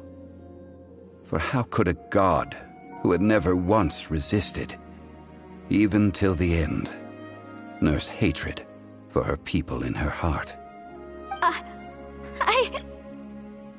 Even if this is so, I can't!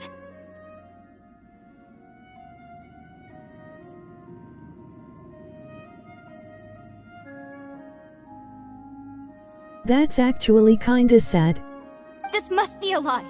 Don't you dare try to shake my faith!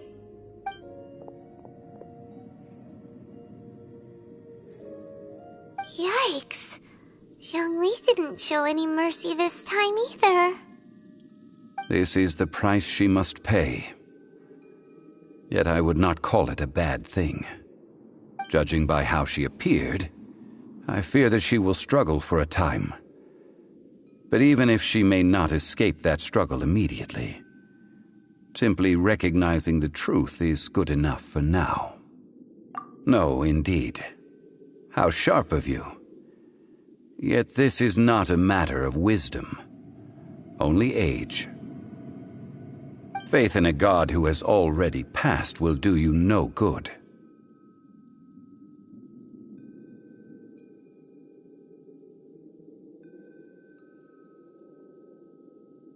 That's obvious, Peepa. So it is for Havria. And so it is for Morax also. All right then. Now, would you like to accompany me in taking a trip to Guyonstone Forest? Huh? What do you want to do, Zhongli? Treading old ground, telling old stories. One cannot help but be reminded of old acquaintances.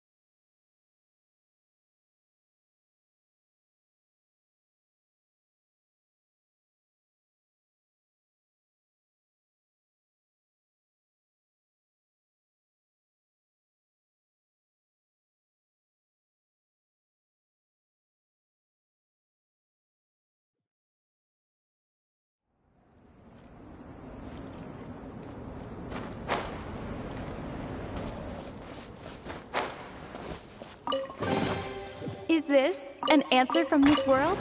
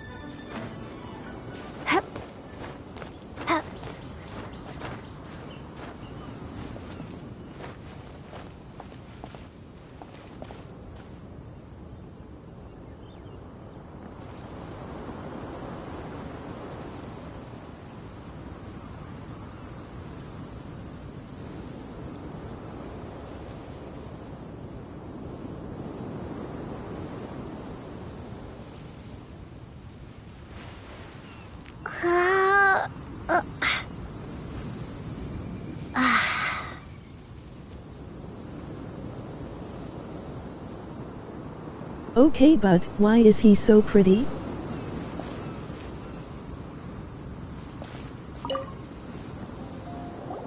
Now, I mentioned before that many gods of old have been sealed beneath the Guyan stone forest.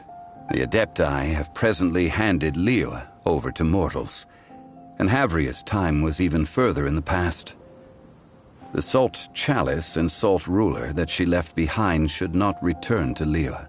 To leave them here is to let them slumber. And it is also a homecoming. I ended an era with my own two hands. I've always wondered how I should remember that which I ended. History records, but history may be changed. This incident proved that. Time is a mighty force, and history's twist in its flow. I need to find a better way of recording history in order to engrave its truth. Stone carvings were one such ancient method, but unchanging stone, immovable earth, even one such as myself. Someday we may all disappear. Zhongli. Therefore, I thought of you, traveler. You are one who crosses the celestial atlas, and who passes through countless worlds. If our history is engraved in your memory, it will one day accompany you into another world. As long as a traveler like you is able to record what happened, then a backup of sorts will exist for times and tides of Tevat. Sounds like tough work. Now then, it is time that we consigned both the Salt Chalice and Salt Ruler to the sea. Huh? Why do we need to throw them into the sea? As I said before, this is the place to which the remnants of many bygone gods are consigned. This includes Osial, Overlord of the Vortex, who the Jade Chamber most recently returned to this ocean prison.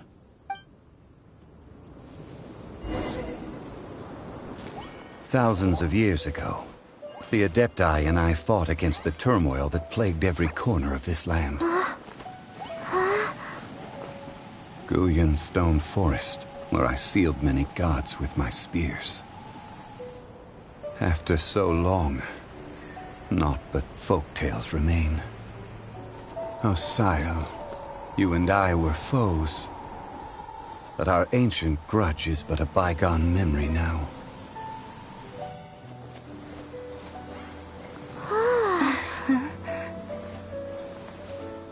May that which Havria has left behind be yours to subsume.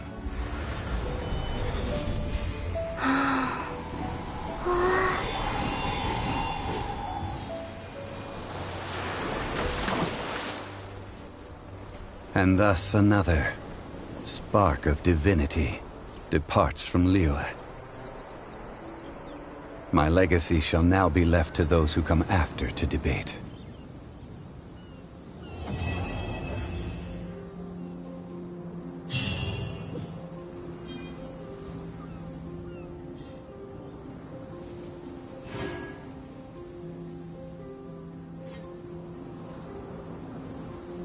I will remain here for a while. I fear that moments of reminiscence like this can only grow fewer. That is a good question. In the past, I might have given you a most specific answer. But now... yes. I suppose I will continue in my role as a consultant at Wangsheng Funeral Parlor. But if this journey was to your liking, why don't you come along the next time I am seeking to preserve memories of Liyue's past?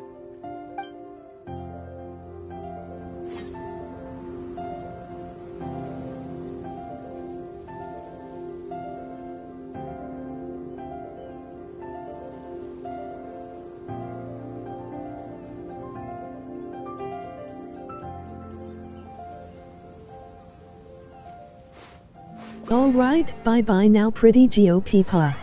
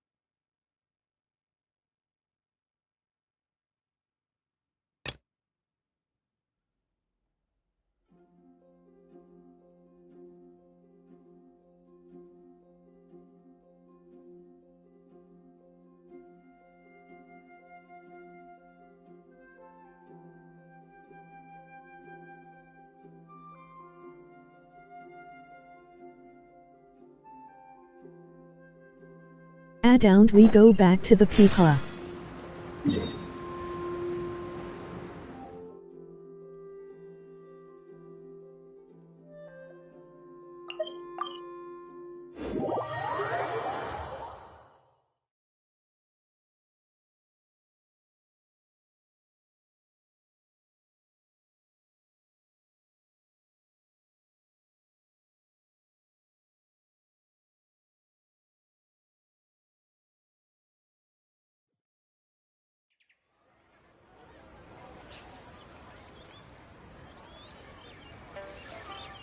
After I take a quick break to get some water.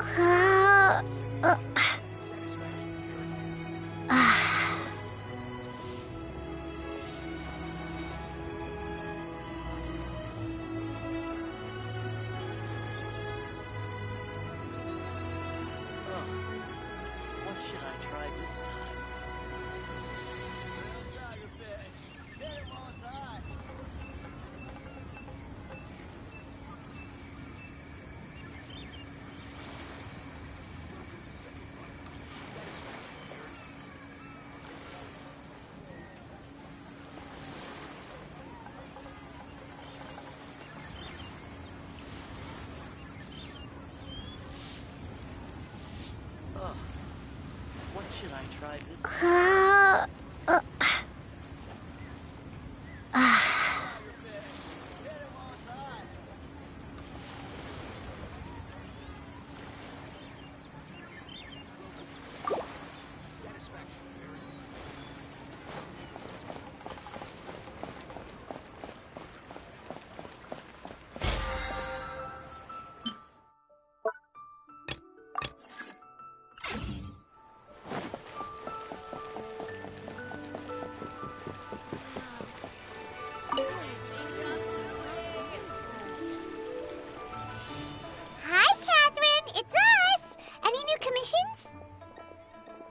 As a matter of fact, there's one that looks perfect for you two.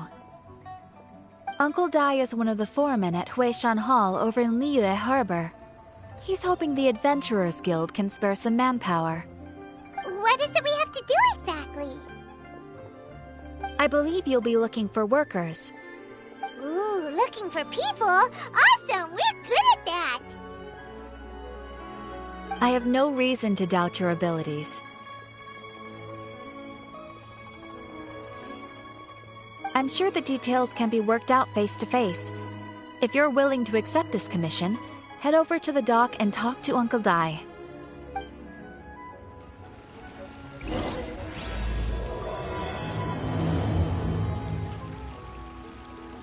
Ad Astra Abyssosk. Welcome to the Adventurers Guild. Thank you for completing today's commissions. Here is your reward. Ad Astra Abyssosk. Welcome to the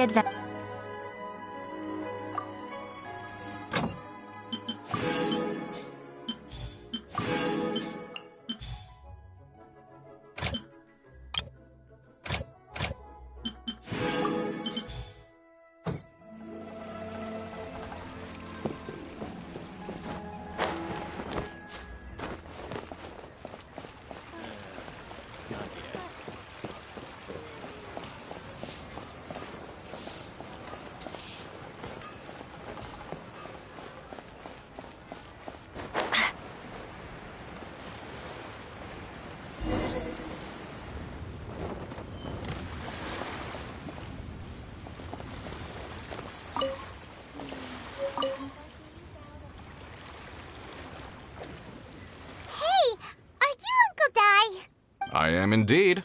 Ah, now then. You must be the adventurers assigned by the guild. Huh?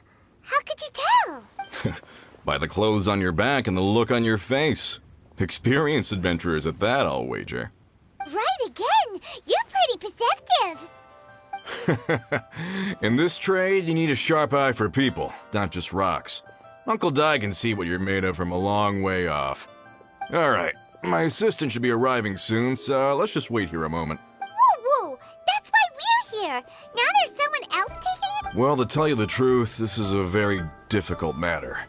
Too much for adventurers alone to handle life here. So there is someone else! Do you think we're not up to the job? It just occurred to me that you don't have all the facts. The incident in question happened in a mine, and it's a little out of the ordinary, to say the least. Mines are dangerous places, as I'm sure you're aware. As such, I've enlisted an industry expert to cover all contingencies. Last time I checked, adventurers weren't experts in ore appraisal or geological analysis. With a professional by your side, everything should run smoothly. Besides, this guy's the best in his field. No matter the rock, he'll tell you its value to the nearest mora at a glance. I'd go as far to say that there's not a soul in Tevat that knows rocks better than him.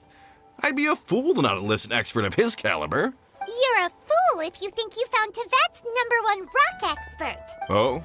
And why might that be? Because Tevat's #1 rock expert happens to be a friend of ours.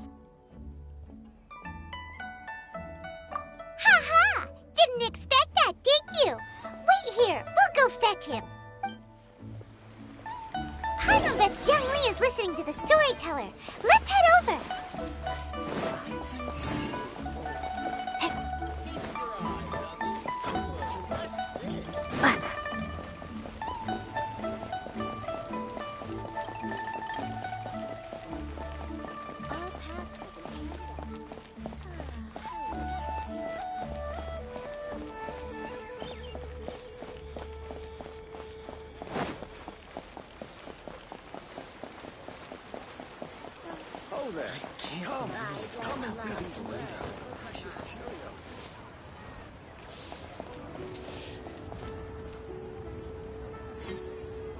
In our last tale, Rex Lapis. Young Lee, there you are! Oh. Here for a few tales? I didn't know you two were connoisseurs. Oh, no, we're here for you! Do you have time? Ah, something I'm rarely short of. We need someone who understands geology and ore. Someone who understands geology and ore.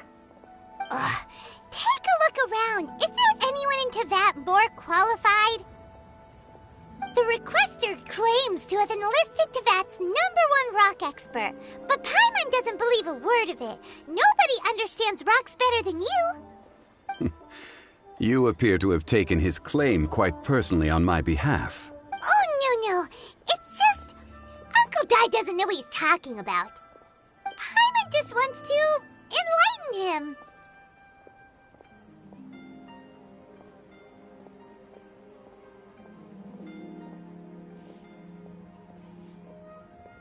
MHM Sure Payman.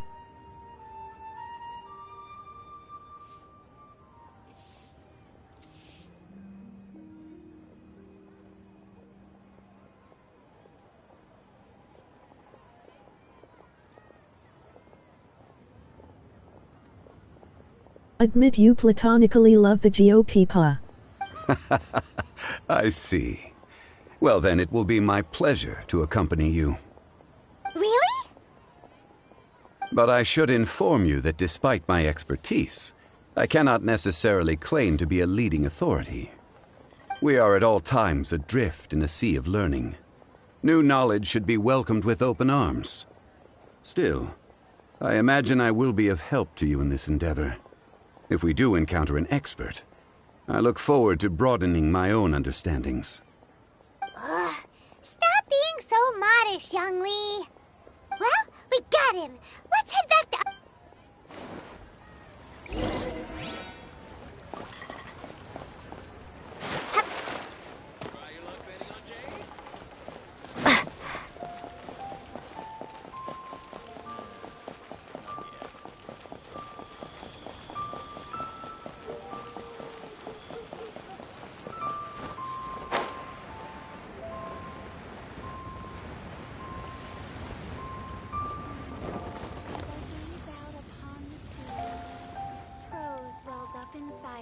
Uncle Dai, we're back! Oh, and this must be the friend you spoke of? Yep. Paimon doesn't know who your rock expert is, but he's got nothing on our guy. Let's not get ahead of ourselves. Still, I do have a claim to some experience in this field. Uh-huh, so you say.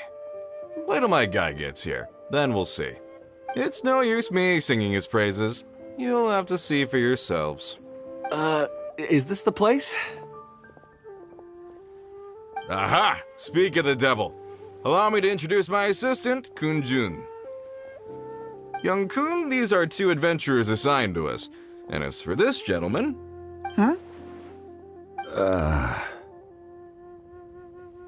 Wangsheng Funeral Parlor's consultant.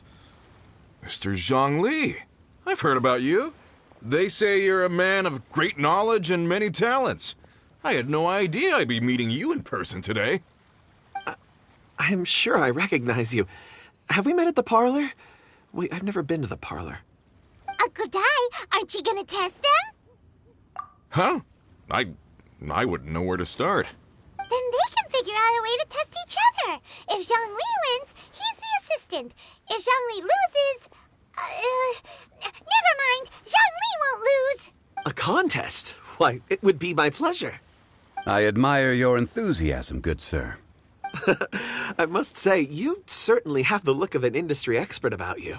It'll be interesting to see which one of us wins. Stop talking the talk and start walking the walk. I'm just saying it like I see it. Which is, incidentally, the only skill I have worth talking about. So you're an appraiser, Mr. Kun-jun? Well, no. Actually, I've already forgotten what I'm in Liyue Harbor for. I was standing by the side of the road one day when Uncle Dai called me over. He saw me holding a rock and asked me a few questions. He seemed incredibly excited, even followed me for a while. We arranged to meet here. Huh? How could you forget something like that? I saw him on my way over to Liyue Harbor, poring over rocks and muttering to himself. He looked to be very familiar with them. I asked him a few questions out of curiosity. To my surprise, he knew more than me, an old mining foreman. In any case, he didn't have any pressing matters and agreed to help me. So, do you have a poor memory? Not exactly. Anyway, if it's rocks you need help with, I can Mr. Zhang Li, what do you make of this rock? A glossy exterior, with a fissure that could only have been left in the wake of a volcanic eruption. If I'm not mistaken, this is a rough gem from another nation. Ah, a keen eye.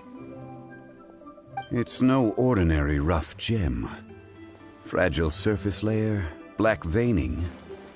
My intuition tells me that there's high-quality crystal ore inside. Remarkable! This rock does indeed hail from the vicinity of a volcano. I came across it in a market and snapped it straight up. The seller thought it was some leftover industrial remnant. They had no inkling of the treasure that lay within.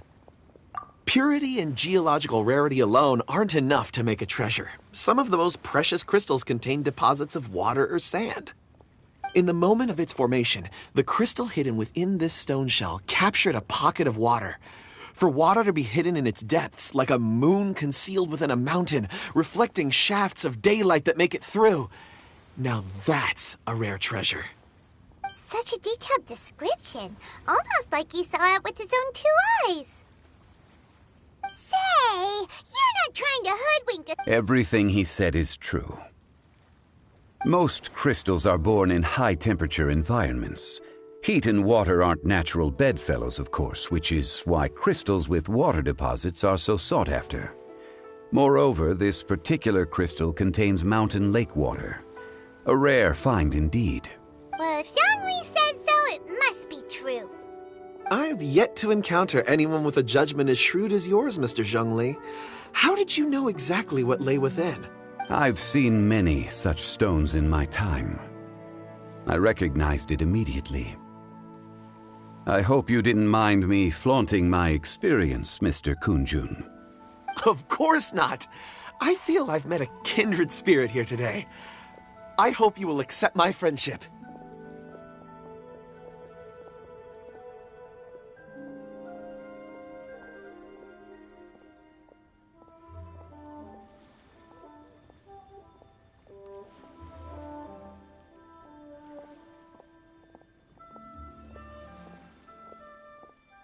After this I'll do Xiao's hangout quest. Uncle Dai, it would be a mistake for Mr. Zhongli not to join us. Trust me when I say that his level of expertise is unrivaled in the trade. You won't come across another of his caliber in your lifetime. Very well.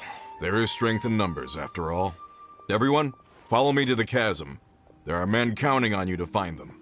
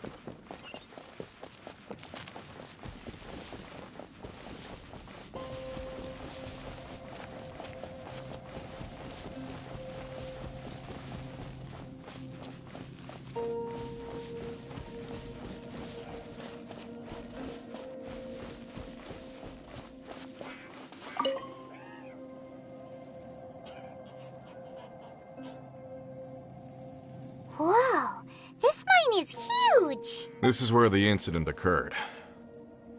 6 days ago, a group of us left the site to attend to other matters.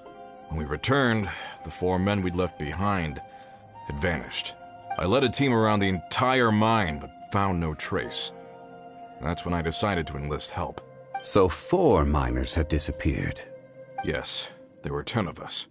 We lost Long, Bold Sen, Brave Sen, and Mao. I worked with all of them. Workers in this trade are usually young men in the prime of their lives. Could it be that the 4 of them left for another mine? Unlikely. There's no other lodging for miles around, and we didn't pass any other mines on the way over. Huh. Such a huge mine. Did you really manage to explore every corner? Underground, overground. We left no stone unturned. We tried everything short of digging further into the earth itself.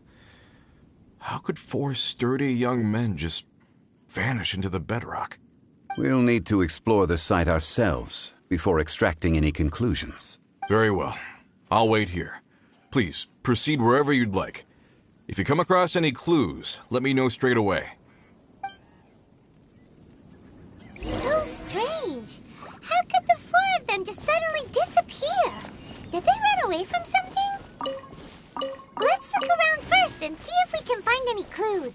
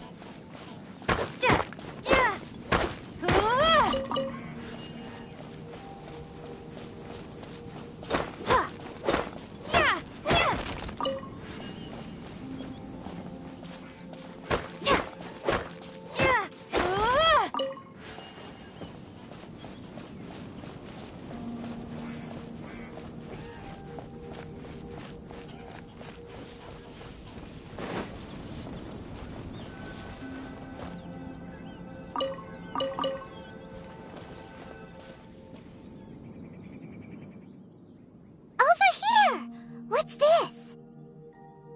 A pile of shirts, some trousers. A few everyday items. They must belong to Uncle Dai and his men. 1, 2, 3, 4. Huh, that seems right.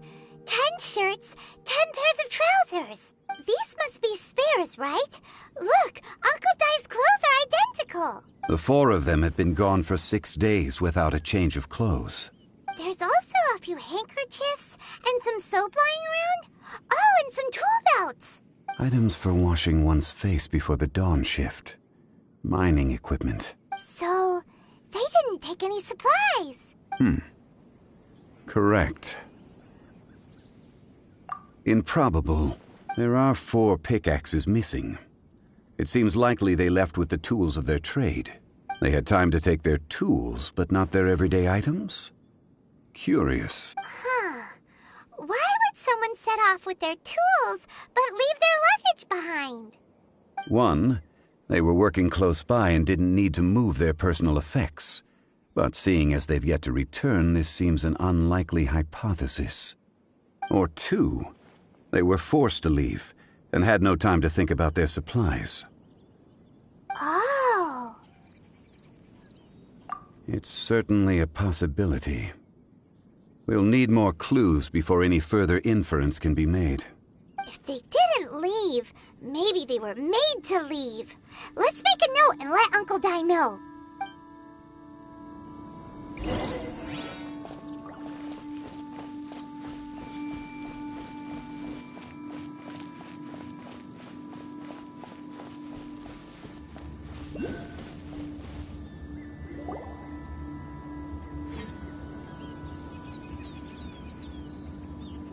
Kunjun, what do you have there? Oh, right on time. Did you find anything? There's a chunk of ore here. Perhaps there are clues with it. Or, what does it have to do with the disappearance? Let's find out. I'll give it a try. A moment, please.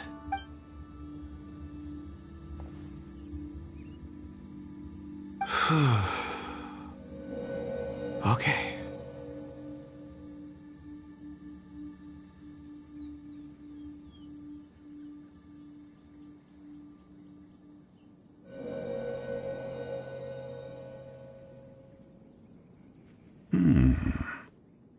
Looks like he's concentrating really hard. What's he up to? I see 4 men following someone out of the mine. It looks like a child. A child? What's a child doing in a mine?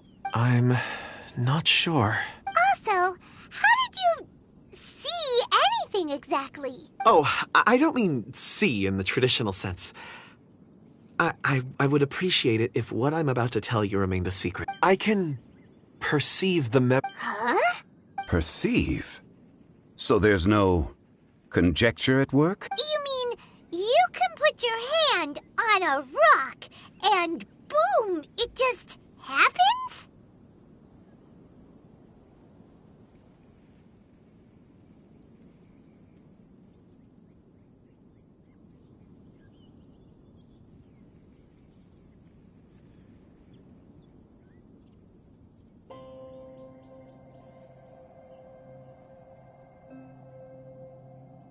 Payman, I fucking love you, bro. I'm laughing. I've always sensed that ore contains memories. Sometimes it records events that occur in the surrounding area. All I have to do is touch one and focus my attention, and the memories come to me. Amazing! So you can find out everything that ever happened there. It depends on the ore. Some ores have astounding memories. Others, like iron ore and white iron ore, aren't up to much. Their memories are hazy. Core lapis and crystal memories are much stronger. They record more events and in greater detail. Stone seeing. Fascinating. A rare ability indeed. It was prudent of Uncle Dai to recruit you, Mr. Kunjun. I'm glad I can be of assistance. Based on what I saw, I believe they followed this path. This will take us north, away from the mine. North. Another clue for Uncle Dai. Let's make a note of it.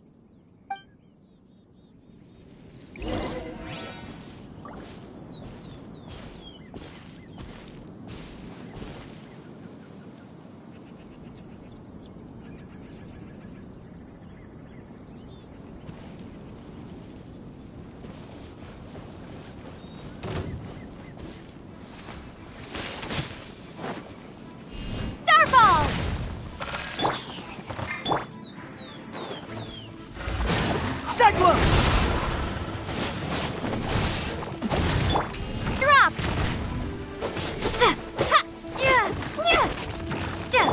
Rain outlines your fate. Starball!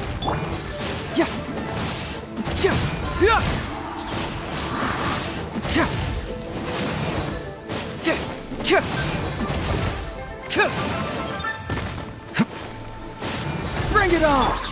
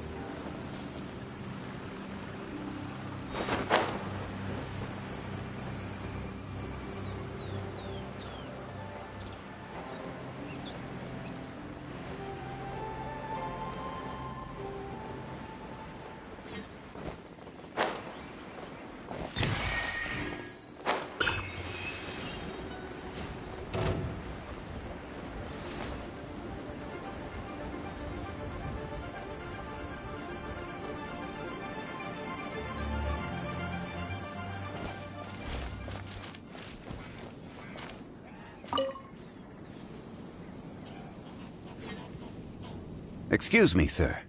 Are you one of the workers here? Ah, yes. You must be here about the disappearance. Please, find them if you can. I don't know what happened. The weather was gloomy that day. The foreman left with a few men. I stayed behind with the other 4.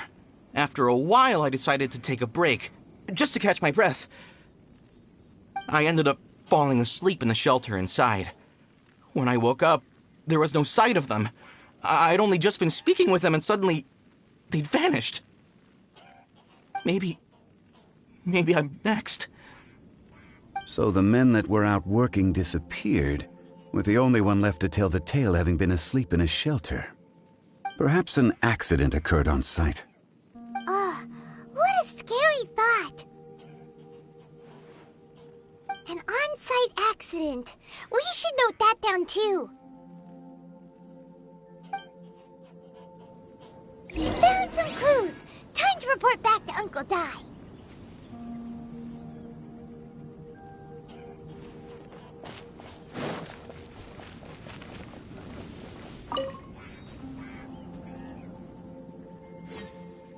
You're back. How are the investigations going? We found 3 clues in the vicinity. First, there are 4 missing pickaxes, yet everyday items are still in their place. This suggests that your men didn't leave of their own accord, but were forced to. Forced to?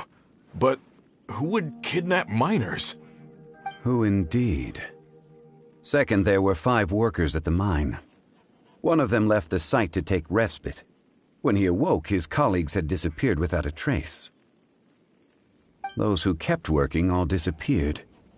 The one who left early emerged safe and sound. It would appear that the incident occurred on site. Now that you mention it, I recall Bravo saying that he took a break. Could someone have entered the site and simply walked away with him? This leads me to my third point. Mr. Kun-jun here made good use of his, expert techniques to arrive at a conclusion. It was a child that took your men away. A child? But there are no settlements here for miles around. There's no way a child would have made it over to the mine. Unlikely as it sounds, that's our conclusion. Your men were following a child. Where did they go? We believe that they followed the road north, away from the mine and toward the ruins. North? Right. I'll rally my men and head in pursuit. You've been invaluable to the investigation, but leave the legwork to us. If we set off now and make... Not so fast. The incident occurred 6 days ago. Even if they set out on foot, they will have covered a lot of ground by now. You're right. New plan. I'll lead my search party over to the settlements further out and make some inquiries. There are only a few settlements around here with lodging for the night. We'll go investigate and see if we can come up with anything. In the meantime, you could keep looking for clues. If we don't see each other, let's reconvene at Wangshu Inn tomorrow evening. Agreed. All right. Me and my men will get going.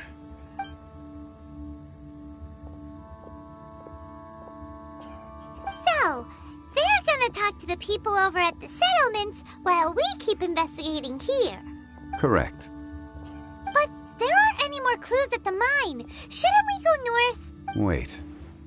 I believe we're missing someone. Huh? Oh yeah! Where's Kunjun? Paimon Betsy's...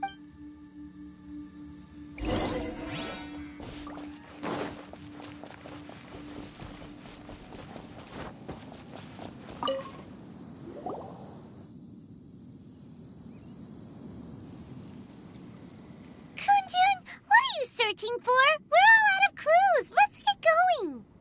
Apologies. I'm conducting a quick search for my own benefit. I'm looking for a precious stone known as Dragonfall. Dragonfall? Dragonfall is often used in forging. What use do you have for it? I don't know.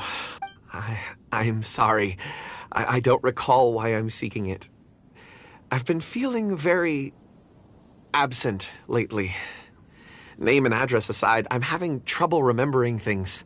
In fact, I've been feeling extremely anxious, as if there's something I've forgotten to finish. It's an unpleasant sensation. Oh, Paimon knows that feeling, when you know you've forgotten something, but you can't remember exactly what it is. I don't even know where to start with it. I've been aimlessly wandering. That day at the market, I overheard a conversation while I was buying something. They mentioned Dragonfall.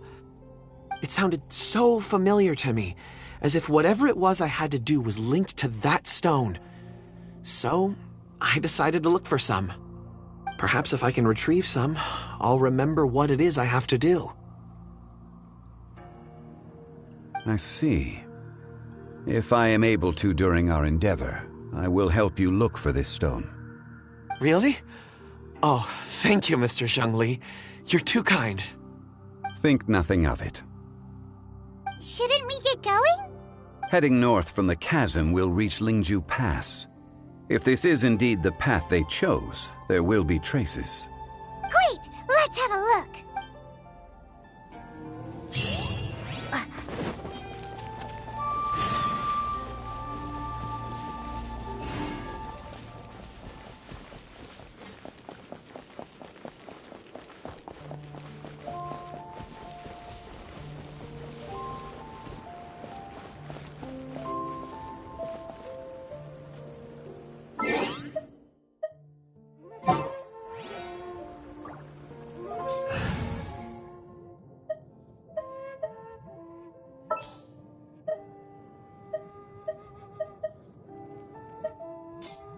At the ready.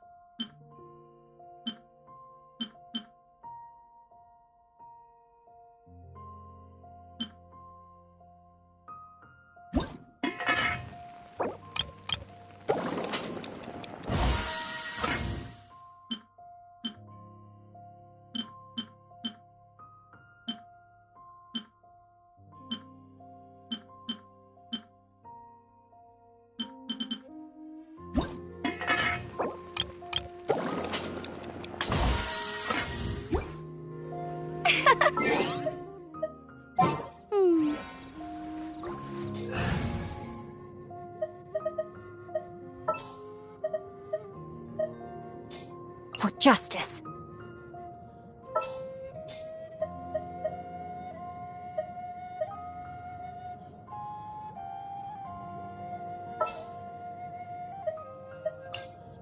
I'll bring my seasonings.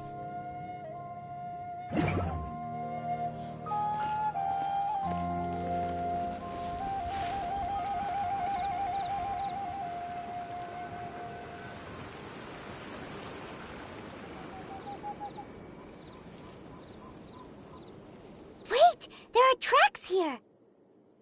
These must have been left by the miners. Let us make our way to the end of Lingju Pass. If there are no footprints there, it would suggest that the miners are still within the pass itself. However, if we find new tracks, we can follow them wherever they may lead.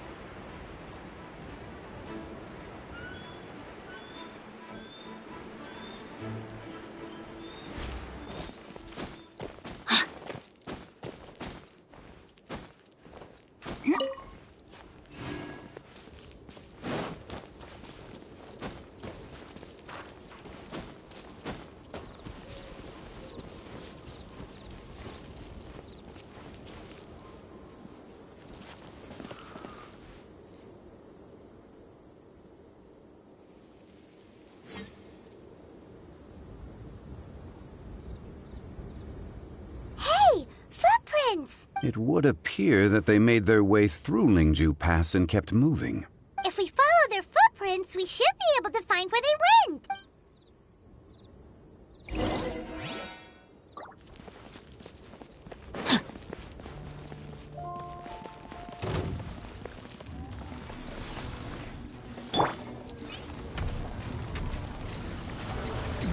Out of the frying pan. Confess! Yeah! Yeah! They're really nice and spicy. Truth hurts!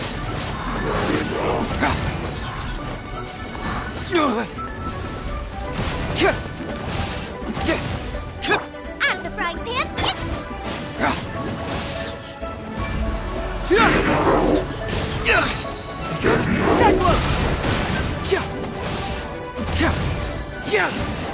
Nice and spicy.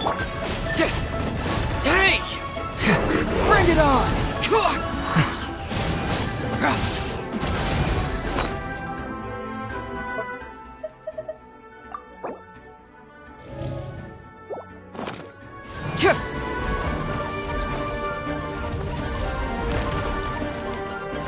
Fracture!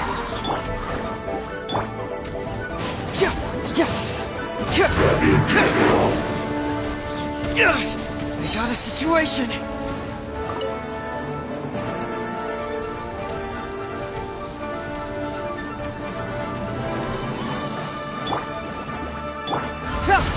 Can't move me!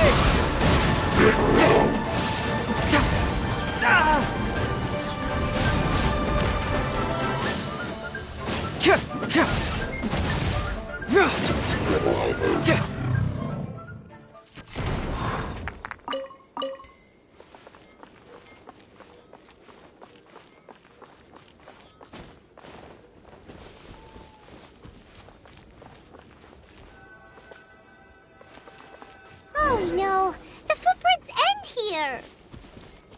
We should inquire with anyone nearby. If the miners came through here, they may well have seen them.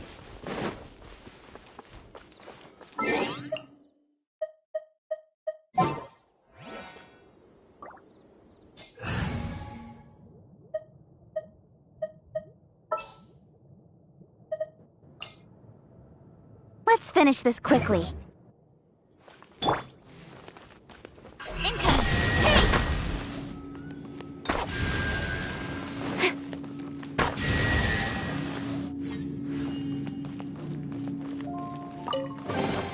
You give, you receive.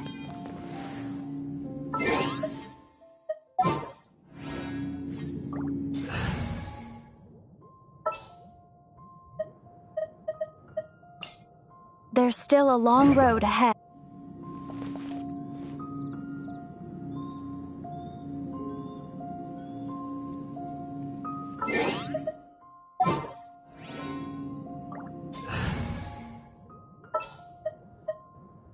Just sharpen my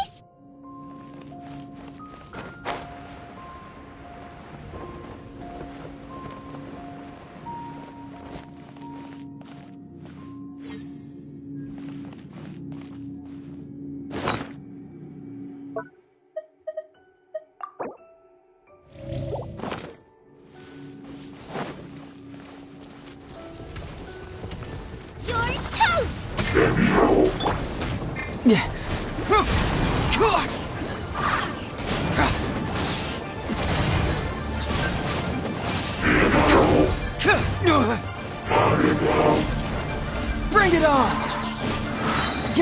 I'm right, it's Confess! From detective to victim. Dodge this! No, my sword!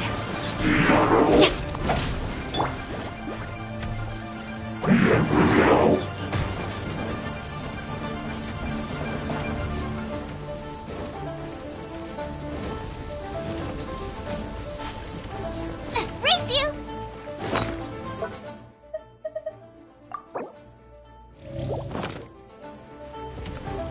Nice and spiked!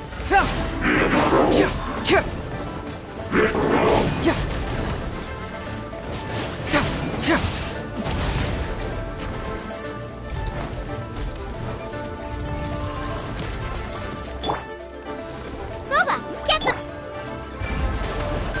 Truth hurts!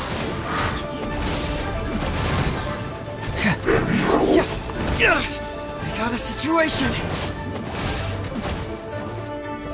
Fracture! Nice and spicy!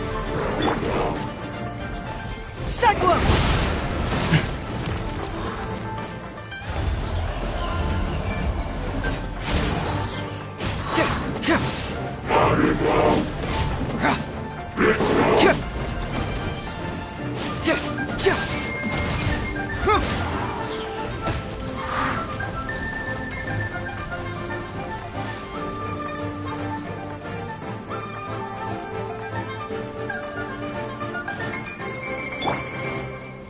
Out of the frying pan!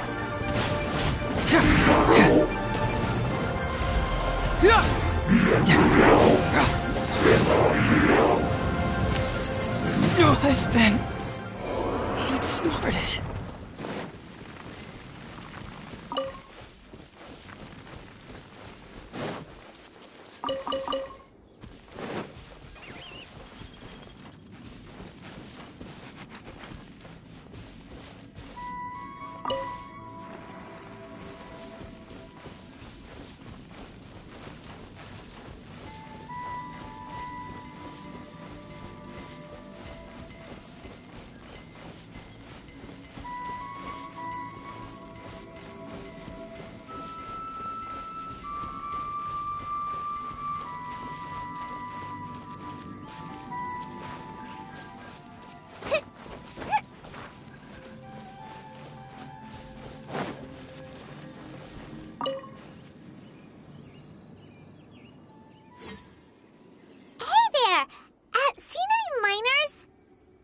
It must have been about 4 or 5 days ago. There were a few men who came through here carrying baskets and picks. I guess that could have been them. Yeah, that's them! 4 or 5 days ago. It appears that they were moving slower than we'd anticipated. Traversing the geography of Lingju Pass must have held them up. It was so strange. 4 big guys with lifeless expressions. It was like they were in some sort of trance. And there was a child staggering in front of them. Huh. This child. Did you see what they look like? I caught a glimpse. Blue hair, short. I think it was a girl. She wasn't smiling. In fact, she looked very serious. And they took this road? Yes, they followed it straight from... Let's go after them!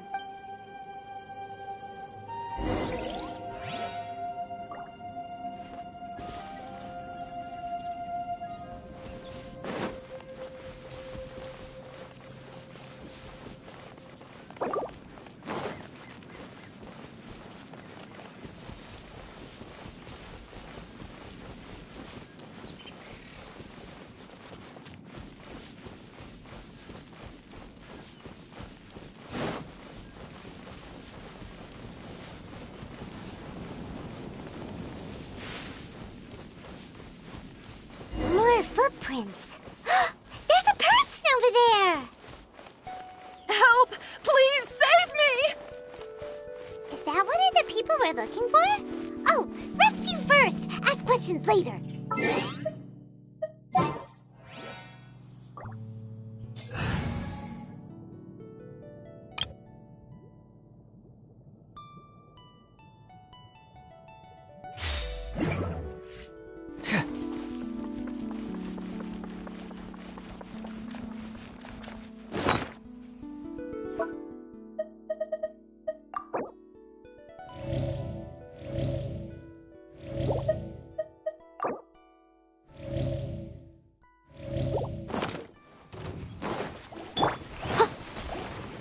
I must leave no stone unturned. Leave it all to me.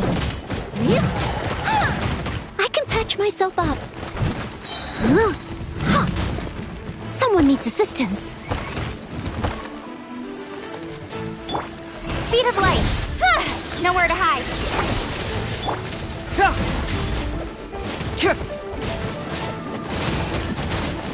Hey! I am a disgrace to the knights.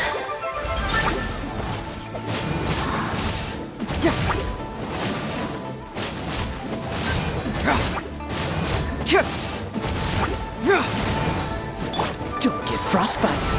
Freeze. Incoming. Hey!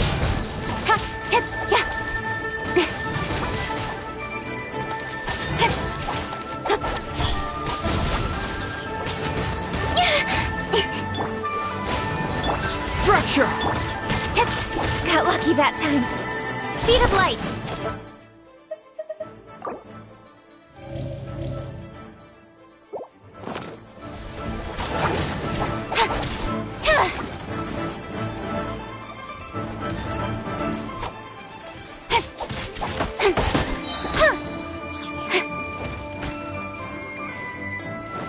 Cut to the chase. Cool it! Can't fool me! Incoming.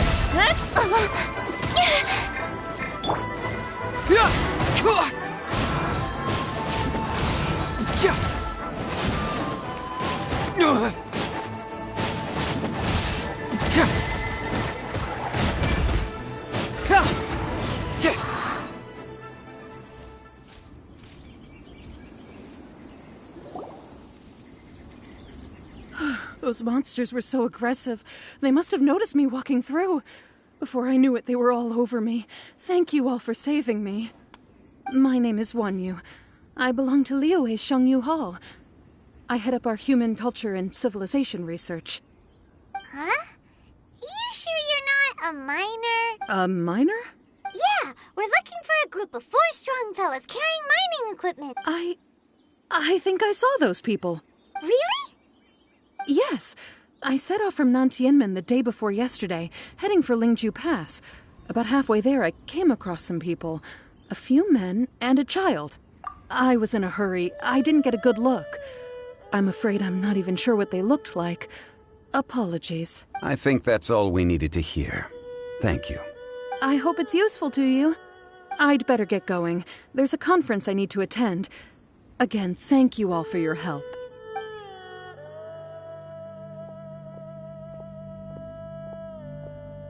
According to this scholar, the miners were heading for Nantianmen.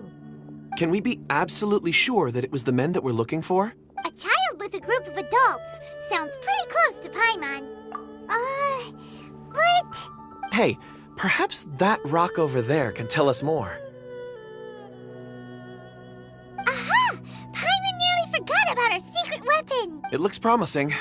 I'll do my best.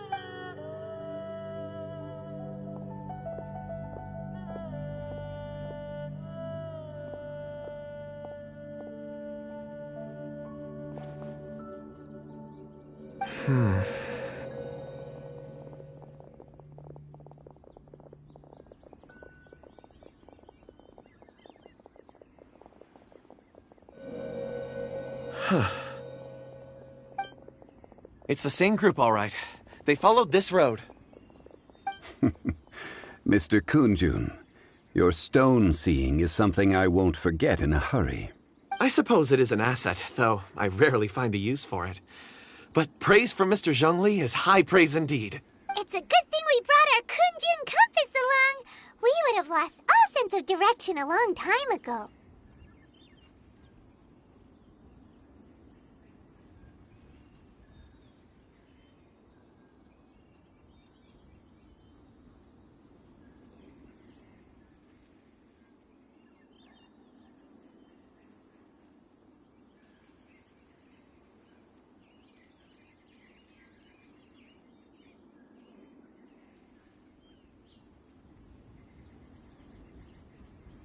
Reduced to nothing more You than think a so? compass.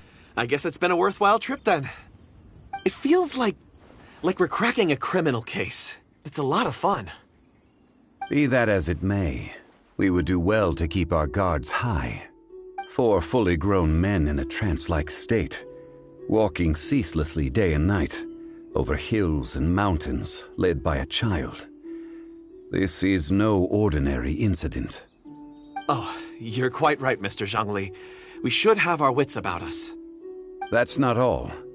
Our scholar was attacked by Geovishap hatchlings, but the level of aggression they exhibited was unusual. We have encountered many clues along the way. So far, they've pointed us in the right direction. The miners headed in the direction of Nantianmen the day before yesterday. From here, they would have had to navigate a perilous mountain road. If their destination is indeed Nantianmen, we should be able to catch up with them. Great! No time to lose! I left a mark in the vicinity just now. If Uncle Dai does pass through here, it should guide him to us. Clever thinking! A classic Zhongli move!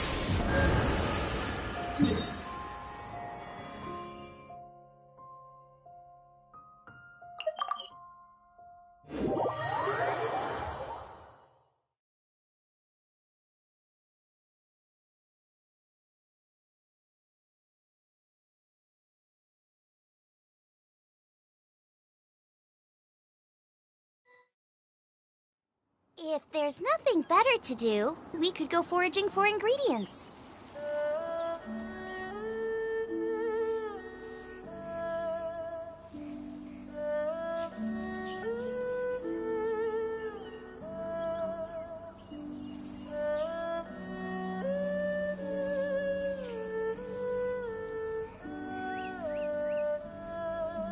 Nice and spicy! I will be ending stream in about in half an hour. I will start streaming again after eating lunch and taking out my dog hangout. Over here on the ground! Is this one of the missing people?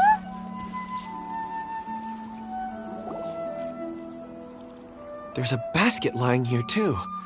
This must be one of the miners. Hey! Hello?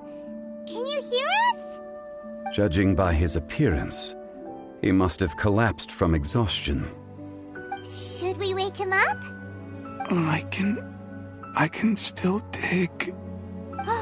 Sounds like he's whispering something. It seems that he thinks he still has work to do. Something's not right. There's a camp nearby. We should take him there and monitor his condition before deciding our next move.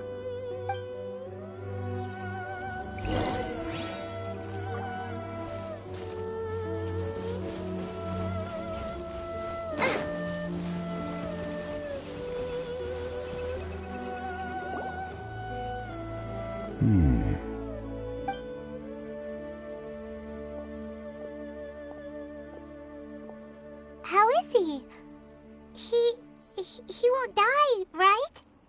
He's worked himself into a stupor. Thankfully, he's not in serious danger. Paimon heard him talking about digging for something. Did he dig himself into this state? It's certainly a possibility. It looks like there's something in his pocket. Are these ore fragments?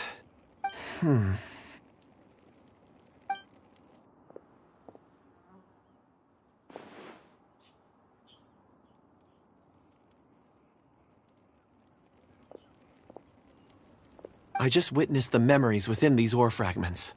This person brought these fragments out of the mine. He's one of the 4 that we're searching for.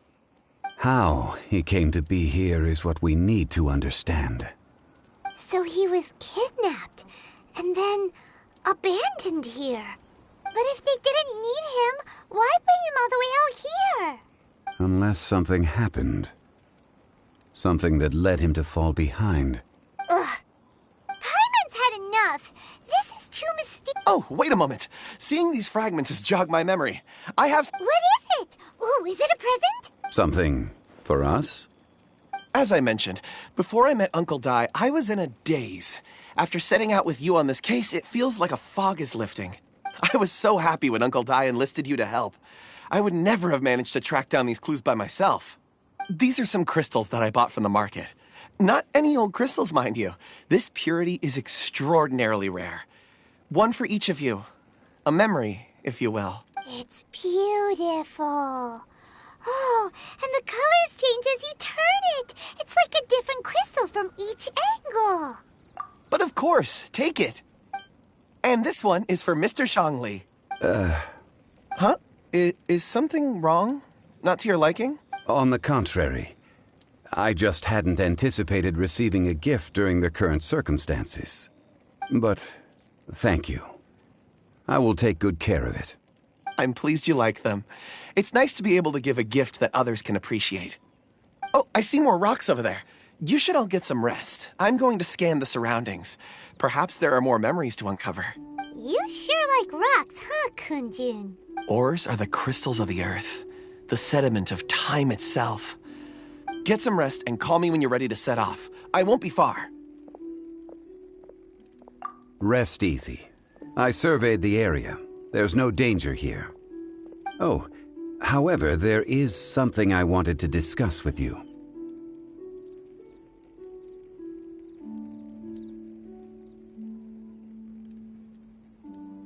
Then what are the slimes, huh? Huh? What's with the seriousness all of a sudden? Traveler, does Dragonfall mean anything to you? You mean the ore that Kunjun's looking for? What's so special about it? Dragonfall is an incredibly rare ore used in forging. The majority of regular crystals are formed in high-temperature environments. Dragonfall, on the other hand, is formed as a product of elemental reactions. Elemental reactions can produce material objects? Indeed they can. However, only a minority can survive for long periods of time. Dragonfall first emerged in the midst of a great battle, thousands of years ago. Powerful clashes of elemental energy gave birth to elemental crystals. When the fighting ceased, these geological remnants were miraculously preserved. Cool. And yet they are crystal creations all the same. Few and far between, relatively unknown. A few hundred years ago, they were virtually mined into obscurity.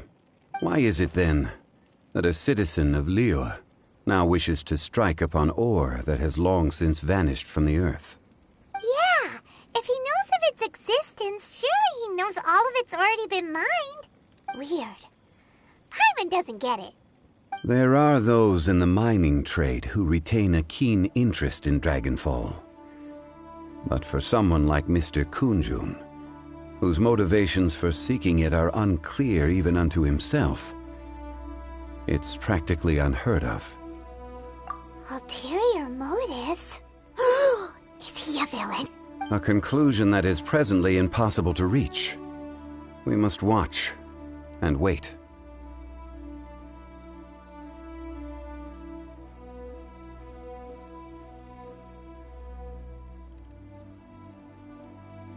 Don't forget, rescuing those miners is the primary objective.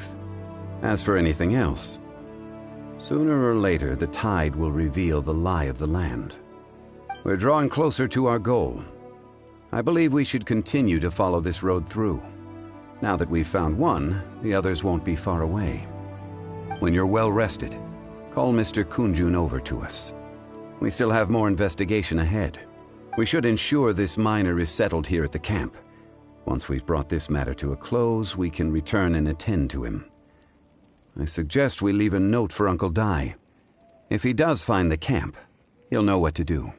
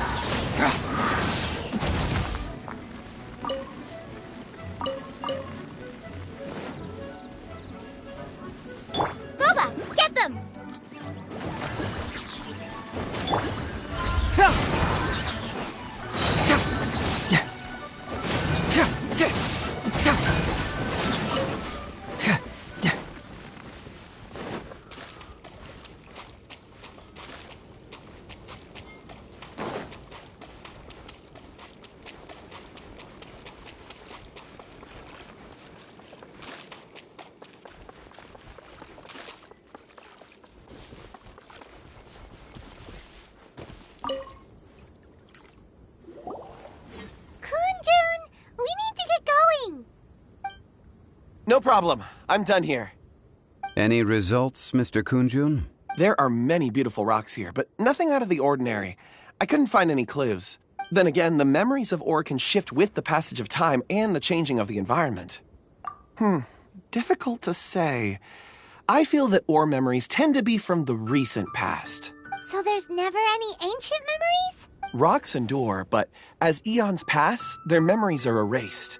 Those memories that survive are rooted in powerful emotion or thought. That makes sense. It is the same for people. Indeed.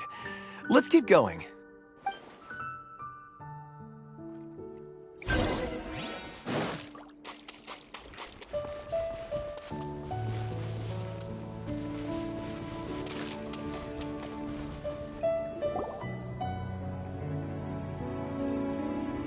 Wow.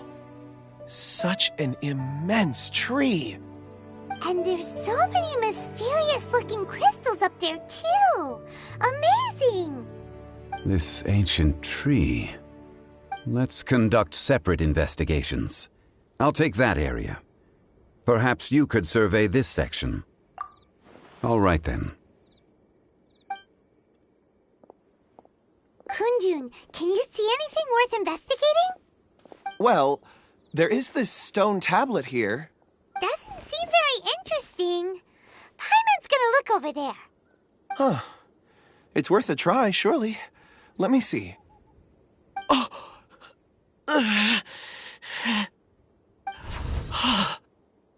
This is... Hey, what's wrong? Just a bit lightheaded. It's past. Nothing to worry about. Not yet. Whatever. Paimon's going to... If you don't try, you won't know. Anyway, you'll be able to get a good look at our surroundings from up there. When has Paimon ever come up with a bad idea, Wait a minute. Paimon can fly. All right, Paimon will go. You wait here. Paimon will... All of you, come here. Huh? Zhongli's voice came from... But quick, let's go see. Maybe he found another miner.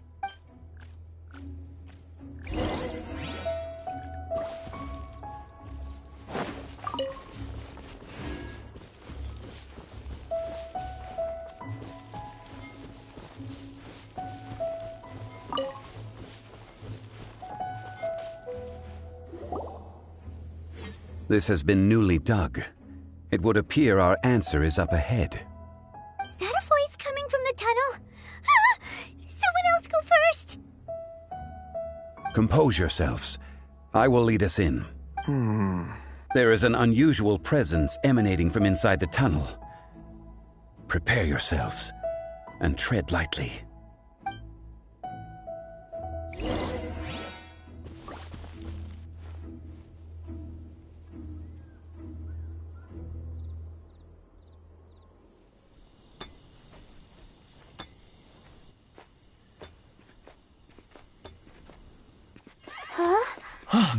This is... The missing miners are here. What are they digging for? I'm afraid that this whole tunnel is the fruit of their strenuous labor. That gate. Has it been there all along? Digging a tunnel to this ancient seal. Had they not been discovered, they would undoubtedly persevere until they opened the gate.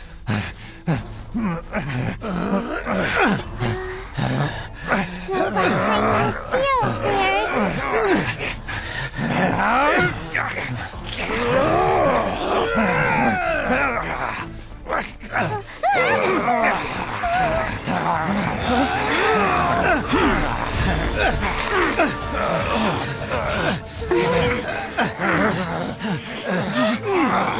What do we do? We can't hurt them.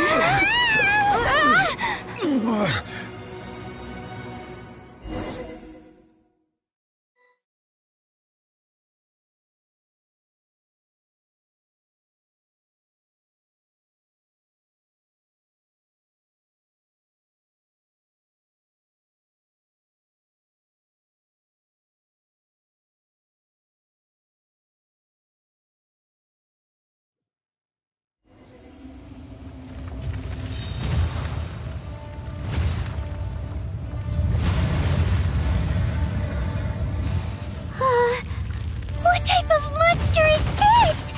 Morax, you arrive at my doorstep of your own volition. Excellent. Taking revenge for sealing me away will be all the easier. So, the little girl is your power incarnate. But if you recall, Ishtaha, this is not how we intended for events to transpire. Waste not your words. Your life is mine.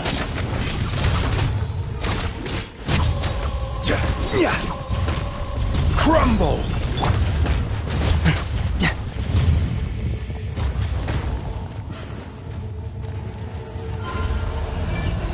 I got a situation!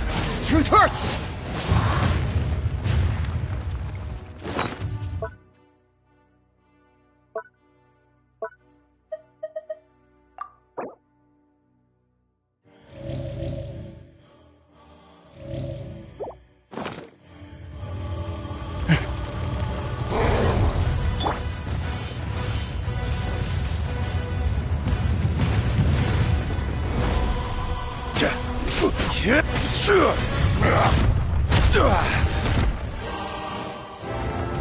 Gather!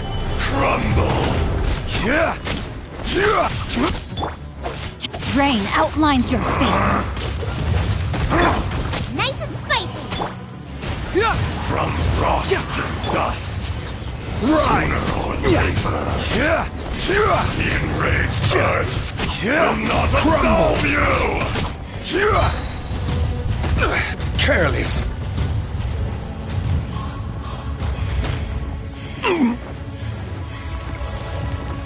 This is order. Rise!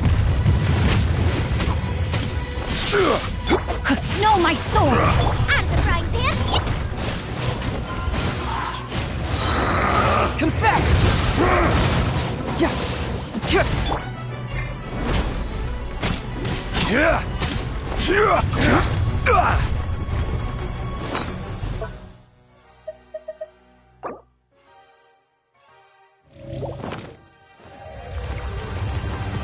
Solidify!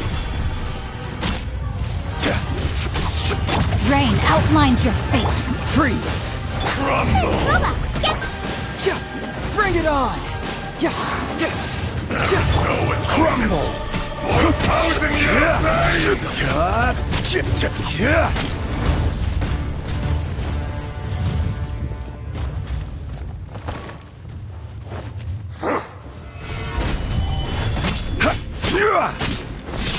This moment will be frozen in... Shifting It hurts! Is once not enough? You would forsake me again?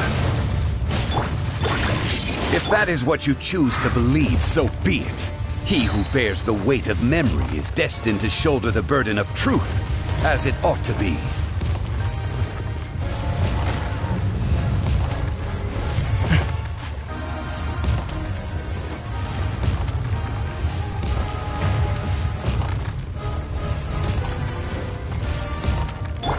Order guide you. Rise! Can't fool me! Bring it on! No, my sword!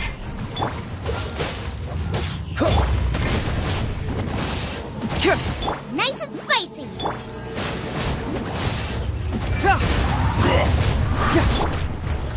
Gather! Crumble! You're toast. Rain outlines your fate. Crumble! The enraged earth will not absolve you!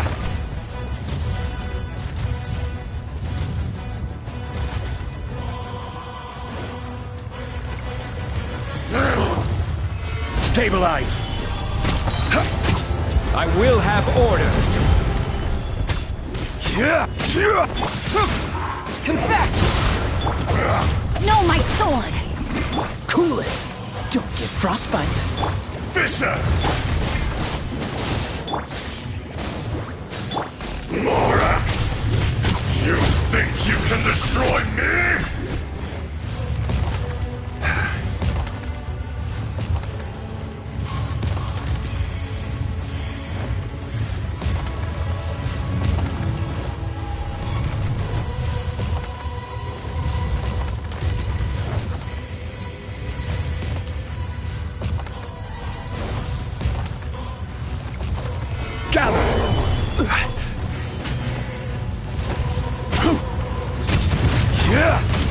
Witness the power of Guhua!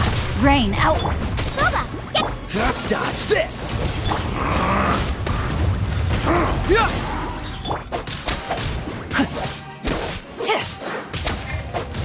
Crumble! Crumble! Nothing to fear. Quake! Order guide you.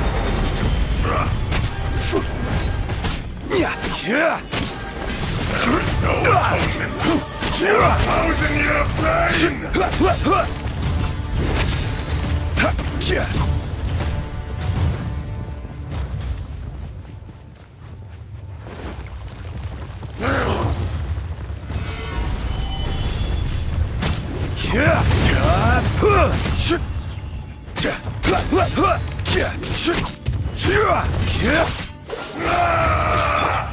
Nice and spicy.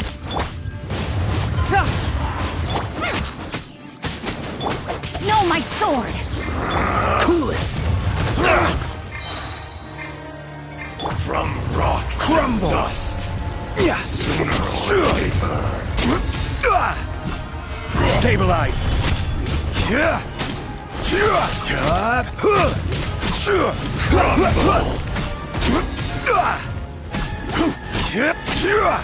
The enraged earth Quake! will not absolve you!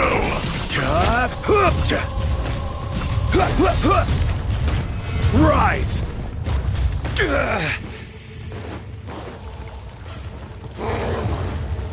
Gather!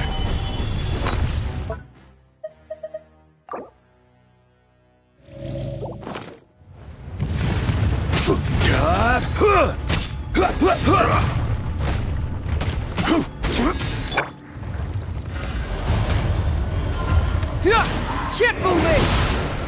Oh, so sorry. Dodge this! Rain outlines your fate. Crumble! I will have order!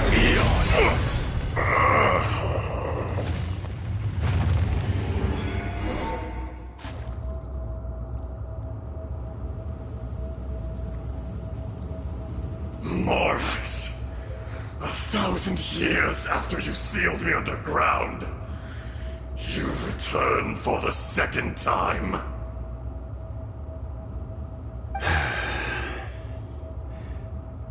You should call it by its name, Ajdaha. Fate. Fate? Fate?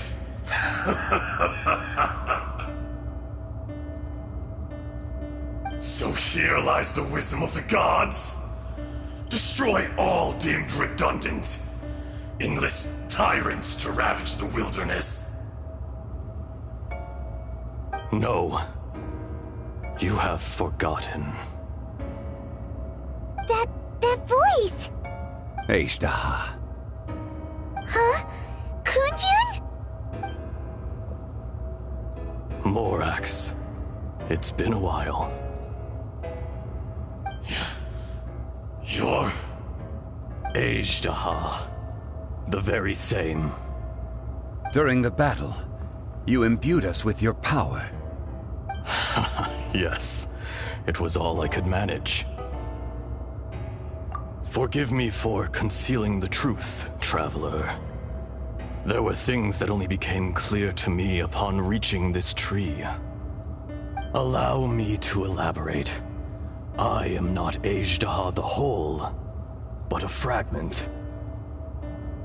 Heaven and earth, yin and yang, opposing forces. You can consider the existence of me and the Ajdaha you see there to be a reflection of such polarities. We are a schism of the will of Ajdaha. So there are two Ajdahas? No, it can't be. That's impossible. When the seal loosened, your power manifested in this world as a child. With this new identity, you were able to vent about the forces that suppressed you. But would anyone listen? Would they even care? That's when it occurred to you. The loosening of the seal constituted an opportunity to strike back. Kidnapping the miners was all in aid of digging to the entrance to the seal itself. Your plan was to launch an attack on both ends, from outside and within. The audacity! Are you insane? If you truly are a part of me, how is it you find yourself standing on the side of the betrayer? I was another power awakened with the loosening of the seal. Too weak to reincarnate, but strong enough to possess a human body. I was barely conscious. I couldn't remember who I was. Only the past would elicit a reaction from me. But my aim was clear. Find Morax, and aid him in stopping you. I had sensed that something was amiss when you mentioned Dragonfall. Had your power been but a little stronger, I would have recognized you. Don't blame yourself. I have changed beyond all recognition. Only when I touched the stone tablet did I truly remember. It's been so long. A secret beyond all comprehension of youthful humanity and ancient dragonkind. Morax, do you want to tell the tale? There would be no harm in it. The decision is yours. You haven't changed. Then allow me. Ajdaha was once a friend and ally of the Geo-Archon Morax, with a lifespan far exceeding that of mankind. However, that which is derived of the Earth is no more or less than the Earth itself. The memories of rocks do not last long. Those memories that survive are rooted in powerful emotion. But as time passes, so these memories fade into obscurity. Erosion is the world's greatest destroyer of memories. Erosion ground Ajdaha's consciousness into oblivion. Slowly, he forgot the face of his old friend, and his memories of defending Liyue Harbor disintegrated. Ajdaha, now incomplete, became irascible, aggressive. What would you expect? It was humanity that attacked the ley lines that sustained me. This much is true, which is why you attacked the chasm, why you waged war against Morax. In the beginning, in order to open up new territory and increase production, the citizens of Liyue came to the mountains to mine.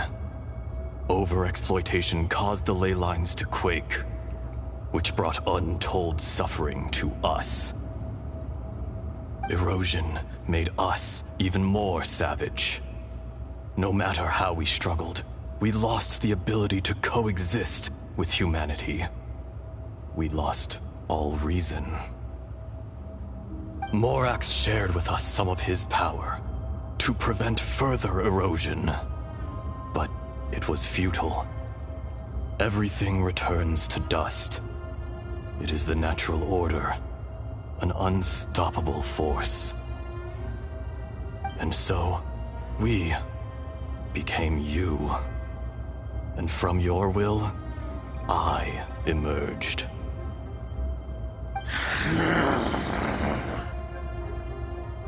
I am your final contract. Witness the promise between Ajdaha and Morax. You can hate me, but you cannot deny me. No! No! I am the remnants of Ajdaha's benevolence, the echo of a contract set in stone. I harbor a willingness to go further, a willingness to coexist peacefully with mankind. No, no! It is I, Ajdaha, forged of elemental crystal, bearer of the weight and memories of the earth, older than the mountains and the oceans at the sides. I will not swear allegiance to this insect. Morax is not an insect. A lord over insects is nothing but an insect in turn. You forgot yourself. Nobody held Morax in higher regard than you or I. That which you have forgotten, I hold here in my heart. If you are the memory of the Earth, then I am the memory of coexistence. Of coexistence with humanity.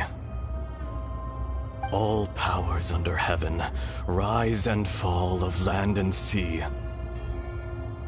A star appears within the wild. A sun ascends as bright as jade.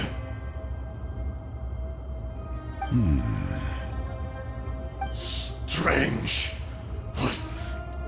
What is this feeling? And all this?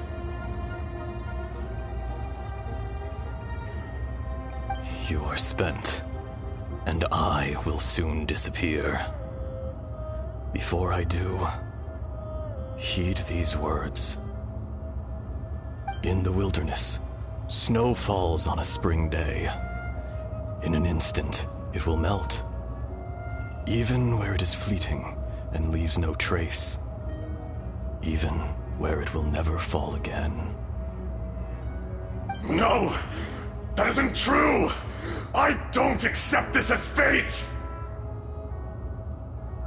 Perhaps it isn't, but it remains an inevitable misfortune. More axe! The little girl vanished! Are you satisfied, Ishtaha? I had to make amends. Satisfaction had no part in it. So, Morax, you call yourself Zhongli these days? I do. Well, I'm afraid old habits die hard. To me, you're Morax. As you please. I never did forget your gift of sight. I hardly lifted a finger. Think nothing of it. And yet, you could see. You wouldn't know the yearning of a blind dragon, searching for the sun. A pair of eyes, from Morax to Ejdah. This. I will remember this.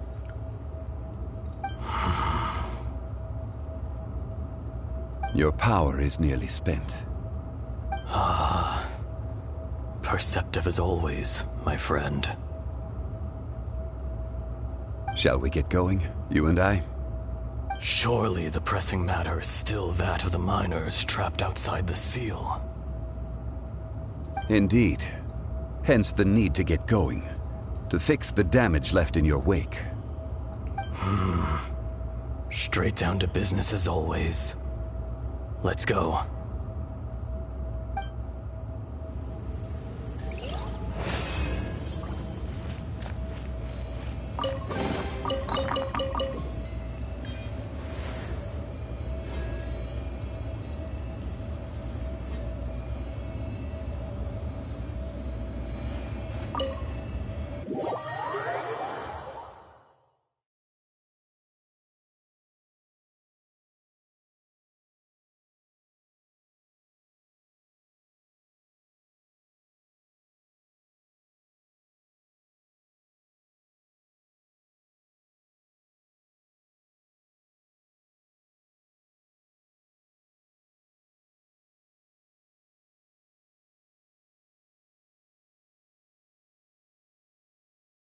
Huh? How did we get here? We need to go back and check on the miners!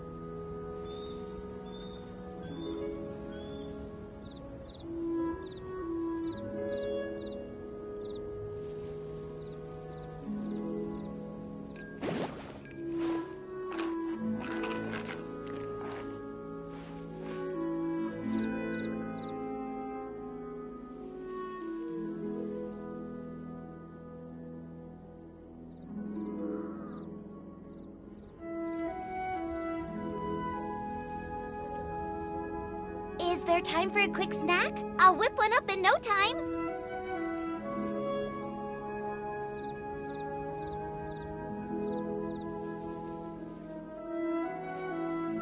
Well, that was nice. I need to go eat, so I'll end stream as soon as this is done.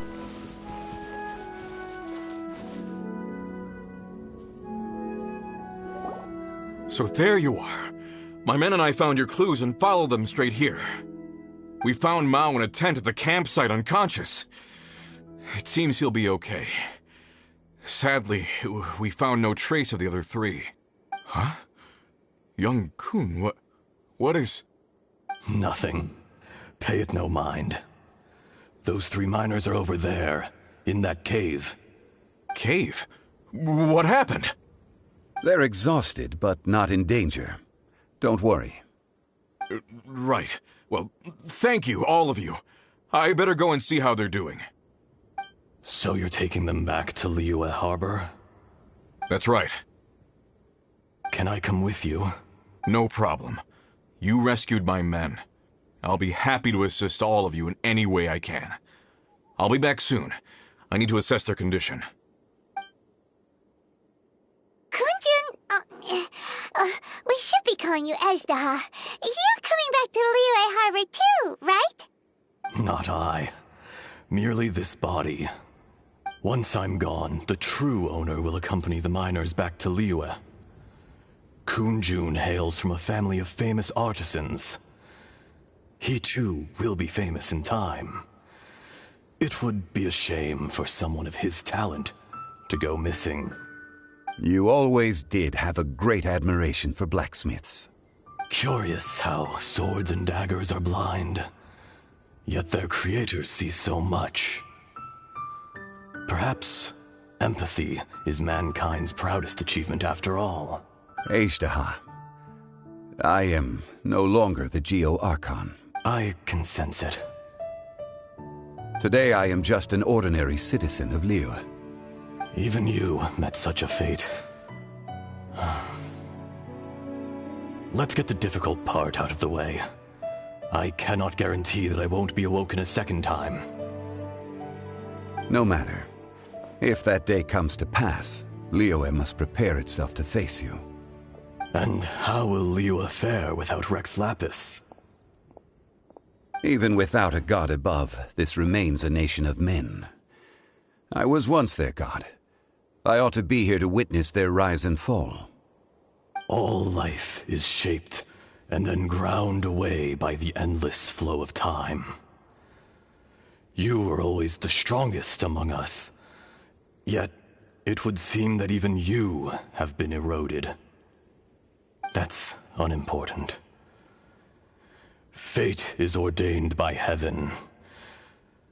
Even if our mission had already concluded, it would be cowardly not to strike out on the road of departure. You may live forever, doomed to a lonely existence. Yet, even this is temporary. When you reach the end of time, those people, those past and future relationships predetermined by fate, they will be waiting for you. I do not pretend to match your rhetoric when it comes to the subject of a life long lived. I fear that the life of an elemental being is longer than any in this world. Were it not so, you would have killed me long ago, and would not be having to face me again now. You've brought a smile to my face. When all is said and done, a reunion between old friends is an auspicious occasion. That day in the chasm, did you hesitate? A heart of stone is a heart nonetheless.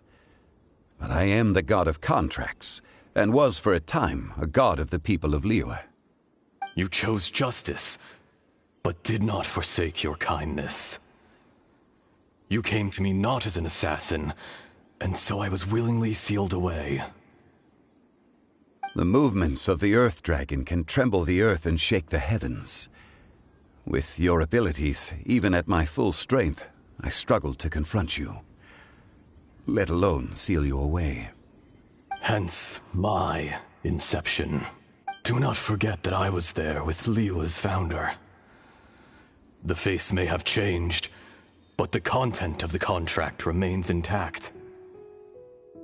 Old friend, God of contracts, I hereby honor our agreement.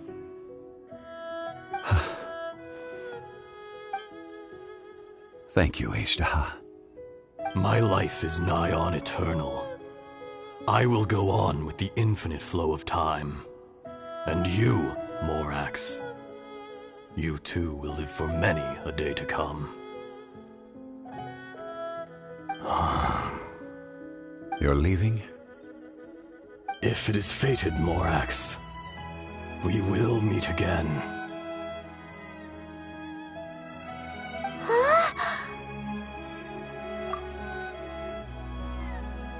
Yes. Don't be alarmed. He's only asleep. Whoa. That was so weird. It was like he suddenly became another person.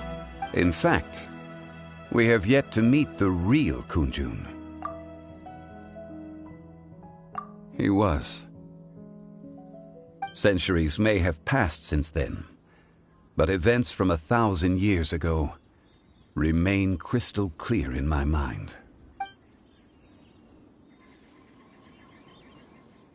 In our last tale, Rex Lapis was walking alone in the mountains. He heard a remote voice, unlike any other, coming from a crack in the earth. Most of the ancient geo life forms that live below Liyue are blind, having not seen the sunlight for an age. The voice was sometimes sad and song-like. Other times it was loud and thunderous. The Lord of Geo searched here and there before finally unearthing a strange stone from the bedrock. That's how Ashtaha was. I answered his wish and took him above ground. The Lord of Geo took pity on the rock spirit and carved it into a magnificent work of craftsmanship, a vivid representation of a dragon. I bestowed him with a pair of eyes to see the world and came to an agreement with him. With his fingers, he made 2 eyes. Quicker than words could tell, lightning flashed and thunder roared, and a living, breathing dragon soared into the clouds. I agreed to let him live among the people above ground. But if the day ever came when he brought ruin to order, he would once again be sealed in the dark. The dragon accompanied the Lord of Geo, fighting campaigns alongside him in the 4 corners of the world. We have a saying to eulogize these events. The crash of a spear brought billowing dust. The mountains and waters made way at the sound. The sight of a dragon bestowed with a touch the promise of rainwater blessing the ground.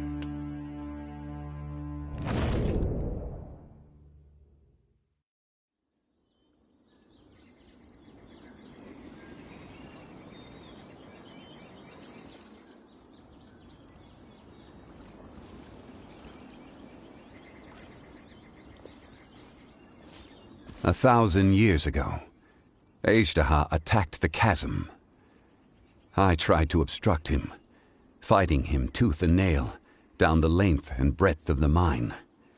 Finally, I brought him down and sealed him underground. During that battle, Dragonfall was born.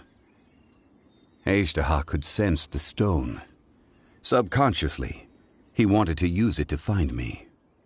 Despite being the victor, I could not claim to be stronger than he, and in his heart, he still retained an ounce of goodwill towards me, towards Liyue, towards life above ground.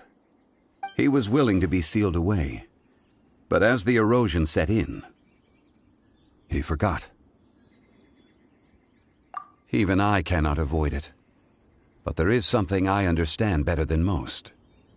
When the door opens, it is time to leave. The greater the power, the greater the danger erosion may bring about. The millennia may come and go, but even a stone may tire. Personally sealing away an old friend. This is just one form of erosion I have endured. People abandon and surrender the things they love to pursue the right path. Perhaps this is the erosion imposed on me by the heavenly principles. That I was a god of mankind. My identity may change, but my eyes will bear witness to the history of humanity. You still care a lot about Liyue. Call it part of my duty. I must thank you both. No worries. Oh? About what? Oh yeah, Paimon nearly forgot. So, not long ago, we met a guy called Dane. He told us about Conria and the punishment of the gods. That's when we realized that those events were connected to the person we're searching for. Zhongli, you're a god. You've lived through thousands of years of history. Surely you experienced the incident?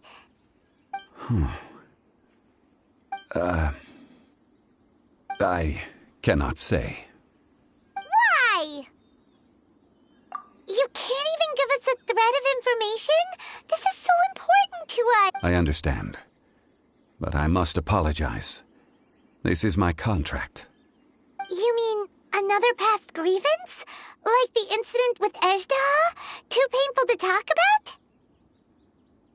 It was signed before it all began. I have always honored the contract. And kept my silence. How can you be like that? You two are friends to me. I can assure it brings me no pleasure to disappoint you. But as the god of contracts, I cannot go back on my word. Would you be ready to find out? It appears your understanding of this world continues to grow. There are many events of ages past, many secrets that lie hidden. They have been eroded by time, forgotten by the people, abandoned. But you are capable of finding them and bringing them into the light. Those who come to witness will witness. Those who are born to remember will remember. If you take the same road as that person, there may be more difficulties ahead. But as long as you firmly believe that you are on the right path, everything has meaning.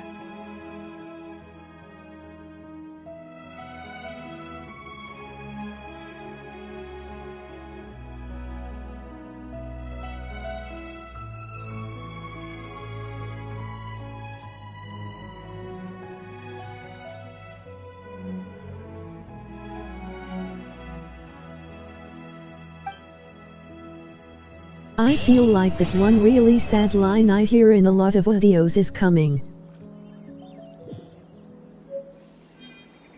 Or not.